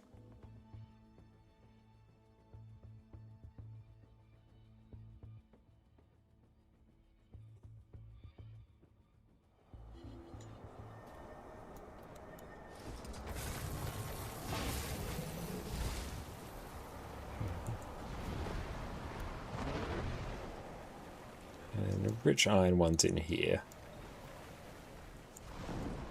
Oh, I gotta go through the little gap.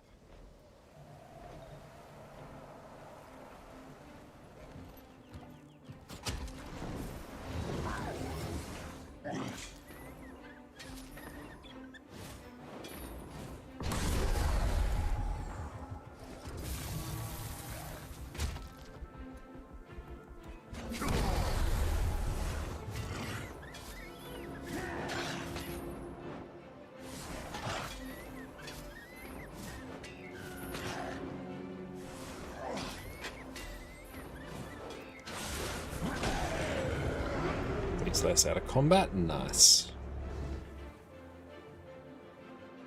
Check it's all. Here we go. Back this way.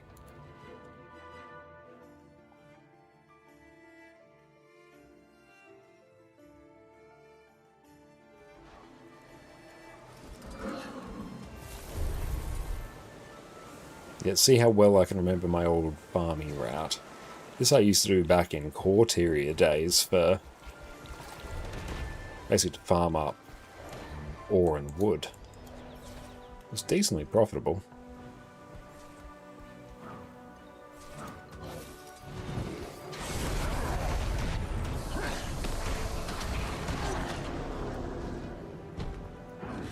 Is there any weekly resource? If so, you might want to check the pub and shipwreck strand. Oh, is that a good one to go for?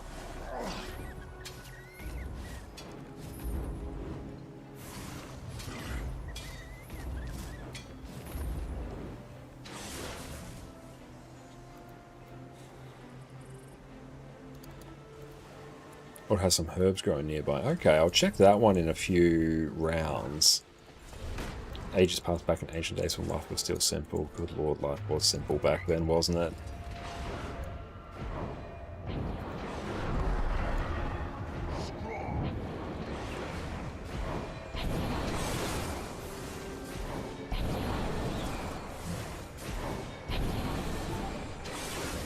That. Wow, hadn't gotten the achievement for that yet. Guildhall Gathering as well. Yep, that's a good one. Yeah, it's mostly because I couldn't find a full homestead on the LFG. So I thought we'd do a bit of a throwback. Oh no, I got lost. Grab a powder keg. Which way? Blasting. Yeah, I got very lost. Maybe through here?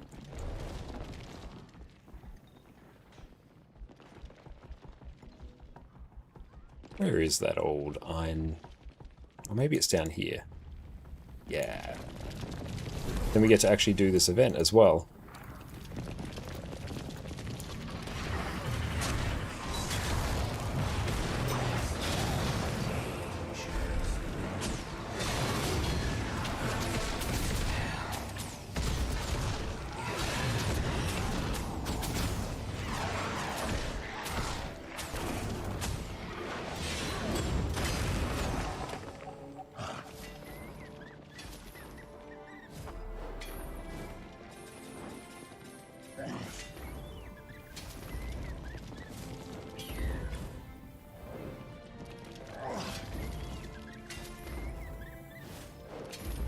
There were no full homes up, just do 2 guild halls and dry top and flax and burn brink. Good shout.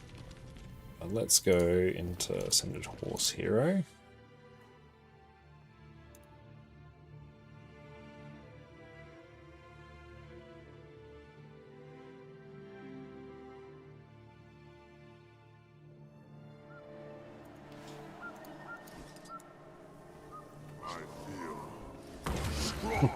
Always fun thing about Annie's home instant and the home instance guild hall was that so many things just spawn in gradually.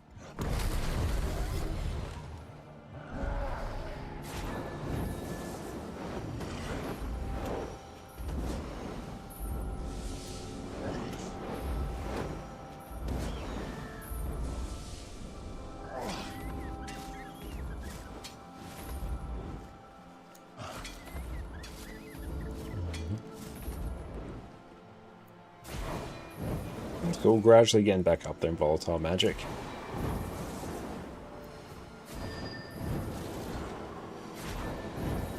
Let's do Fiery and Dante's as well. I'll go Sheer Impossible Odds. Ah, good shout. Yep, that's 250 ping. That's pretty standard for me.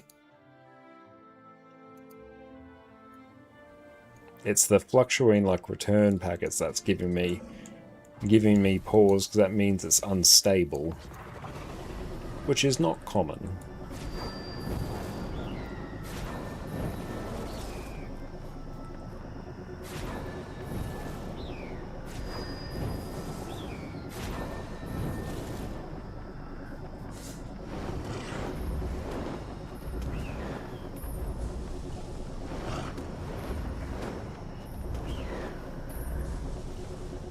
So that's done. I'll go check out what's around Pub Canuck as well. Oh, quick play are eligible for that as well. Cool. We'll probably do some quick play. Maybe not tonight. It might be on Wednesday when we're back.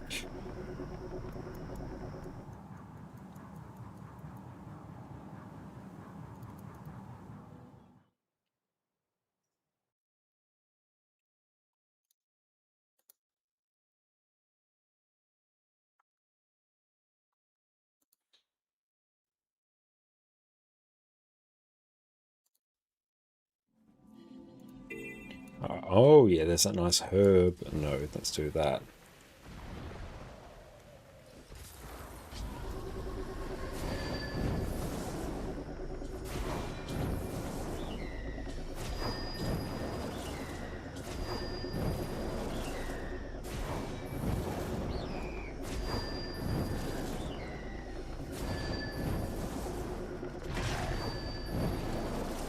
Leave me be. Oh no, I'm already done with the gathering objective. This is mostly just seeing what's there.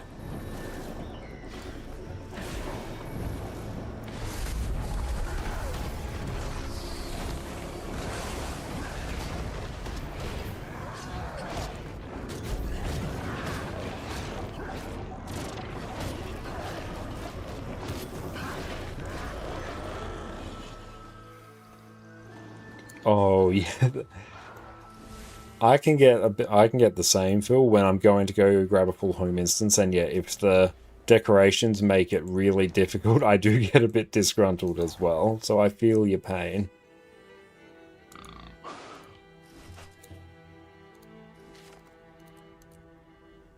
Nice, okay. So we'll have the other weekly. We might not get to that today, but that's fine. We can also do a little bit in terms of laurels. They will be next on our list.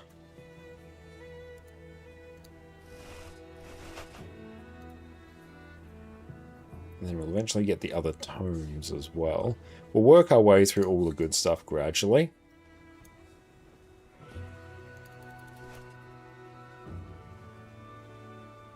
So I might actually just check to see how we're doing on other areas of our bank. That's getting filled quite a bit. How much do these go for? Nah, these are straight up just sell or send to Fandral. I think Fandrel's probably got enough.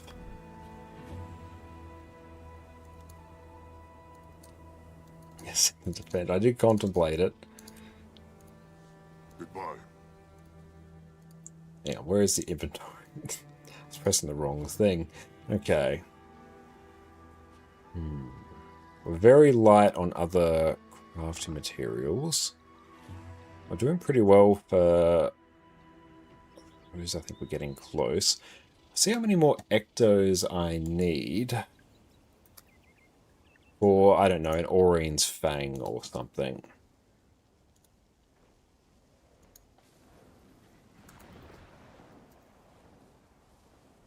Just arbitrarily any one of them.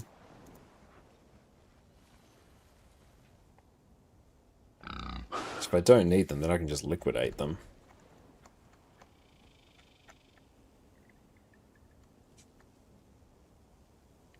Oh, I need, like, basically no ectos. I need to craft some lumps of mithrilium at some point, which I might remember to do, or I will probably just end up buying them.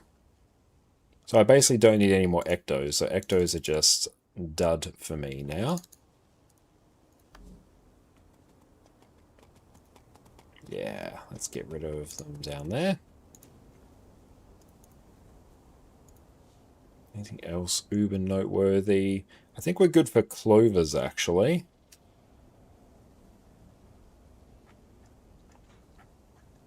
Take a look. Yeah, 38, so we're good for that. We'll keep working on it, though, obviously. These can also be consumed.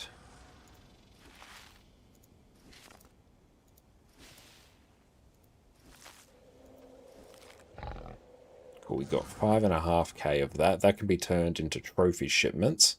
So we'll keep working away at that. These can also go. I can convert these to various things. Not as efficiently as I can with volatile magic. These can go.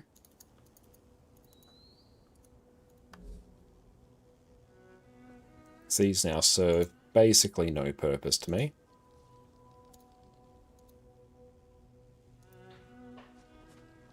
Oh, defense seals to script boxes is better than trophy shipments. Ah, yeah, that's very true, but that's just for the volatile magic that I already have.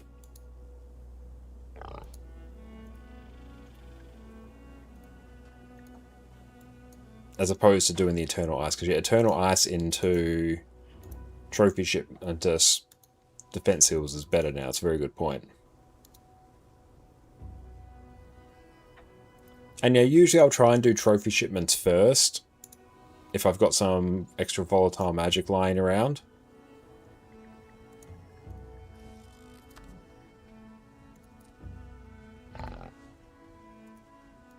Oh, these really dipped in price. Oh no, those are worth a bit.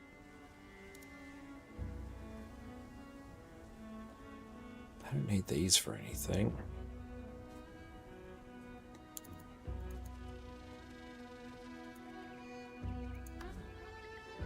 How much do they go for? Oh, it's not nothing.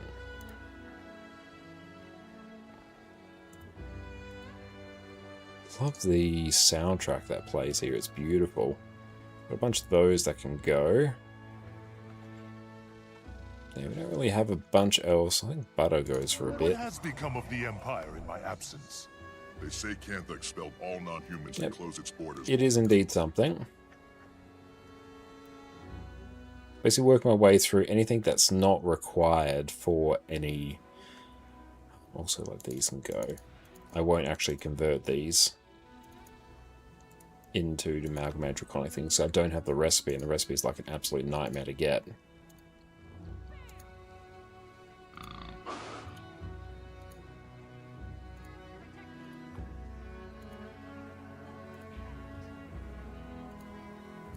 Yeah, they really jumped up in price. Sell that off. Can't even sell that off. Hopefully don't sell those off, then I have to just buy them back. And it will be hilarious. Everything else here, I can refine these, but also these kind of sell for a similar price, and it saves me having to go through the process.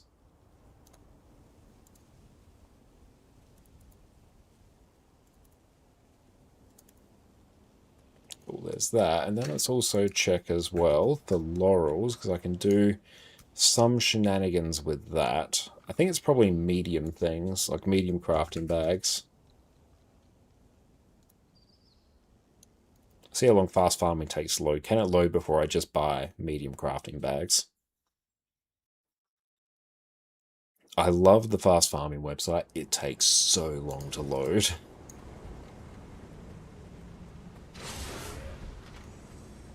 Still hasn't loaded. Oh, well, we're just going to do the thing.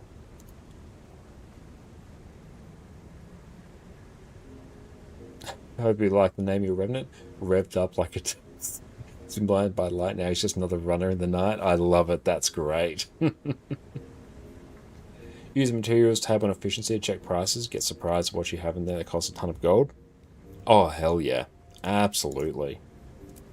Efficiency is absolute god tier for it.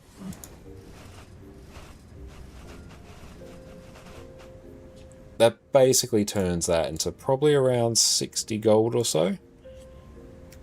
Let's do efficiency. Let's go account, mass storage. I'll just see what's there now. Yeah, I don't have a lot in here. I've ransacked my material storage a few times over. Yeah, like most of it's here, and most of it I think is in the... Yeah, half of it is just in this one spot. Oh, it's exactly the character limit? Nice, respect. I'll see what's on this account. Yeah, like I've ransacked my accounts many times over. I've even ransacked all the food and jade bot cores and agony infusions from this account as well. Like we've drained it. It wasn't that, so that means we're probably good for T3, T4, whatever tier they are for our next Aurine Legendary, which is pretty sweet. Alright, let's grab that 70-ish gold. And cool, we're sitting on like a bit more gold now. Yeah, empty old account. I know. I might start doing the weekly on that account as well, because that will generate us a ton of extra gold. Let's see if I can do it across a few, because yeah, especially in these early stages of the season, it's pretty good value. I think we might head on out to Zalandra today. It's actually doing a bit of Warframe, which is something I do want to play a bit in the future as well. So let's go tee that up. See. Excellent. Thank you all so much for hanging out with us this evening. It has been fantastic. I'm just going to just mute in the background while I'm heading on out. Yeah, we successfully tested out our Spirit Shard farm. It worked. Still worked pretty well. Not quite as good as I expected. It was still 11 Spirit Shards in like 17 minutes. So that's not too bad overall, considering all the extra loot that we get. And plus it looks spectacular when we do it as well. All those Griffin adventures. So still pretty solid. Did a bunch of raids. That was fantastic. Thank you to everyone who came along for that. That was wonderful. Thank you to Dominated for the raid and for everyone who subbed as well. I really appreciate it. We are coming back on Wednesday for some more Guild Wars 2 as is normal. And we are back tomorrow night on Jess's channel. ConnorConCarne are going to be streaming some Expedition 33. So super keen for that. But yeah, we're going to go get ready for bed now, and we will see everyone tomorrow on Jess's channel, and if not on a Wednesday, back here. But you will take care, team, and cheers. Today, you're going to learn exactly how to gear your character in Guild Wars 2. I've played Guild Wars 2 for 11 years, and one of my favorite features is the lack of gear grind. The gear I got back in 2012 is just as good now as it was back then. But despite how convenient this is in the long term, getting your first set of gear as a new player can seem overwhelming. There's dozens of different stat types, multiple tiers of gear, and so many different ways to obtain the gear that you need. So today I'm taking my 11 years of experience and breaking down exactly how you should be gearing up your characters. Let's dive in. Welcome back, friends. Before we delve headfirst into raids, strikes, fractals, or world versus world in Guild Wars 2, you're gonna make your life so much easier if you start off on the right foot with a good set of gear. But there are so many ways to gear your first character in Guild Wars 2, it can be hard to know exactly where to start. There's collections that reward you with gear, countless different vendors that will sell you what you need, and that doesn't even touch on crafting. The good news is, once you gear your first character, it becomes so much easier to gear your second, your fourth, or in my case, my 23rd. So by the end of today's video, you're going to know exactly how to efficiently gear your character and be ready to dive straight into everything Guild Wars 2's endgame has to offer. But before we start, let's dial in the types of gear you actually need to care about. When it comes to gear, they're not all created equal. There are 7 different levels of rarity, from basic all the way up to legendary. But once you reach level 80, however, we really only care about the last 3. That being Exotic, Ascended, and Legendary. Ascended and Legendary have exactly the same stats. It's just that Legendary has a whole bunch of quality of life baked in. You can swap stats anytime while you're out of combat. You can remove upgrades freely. You don't need to consume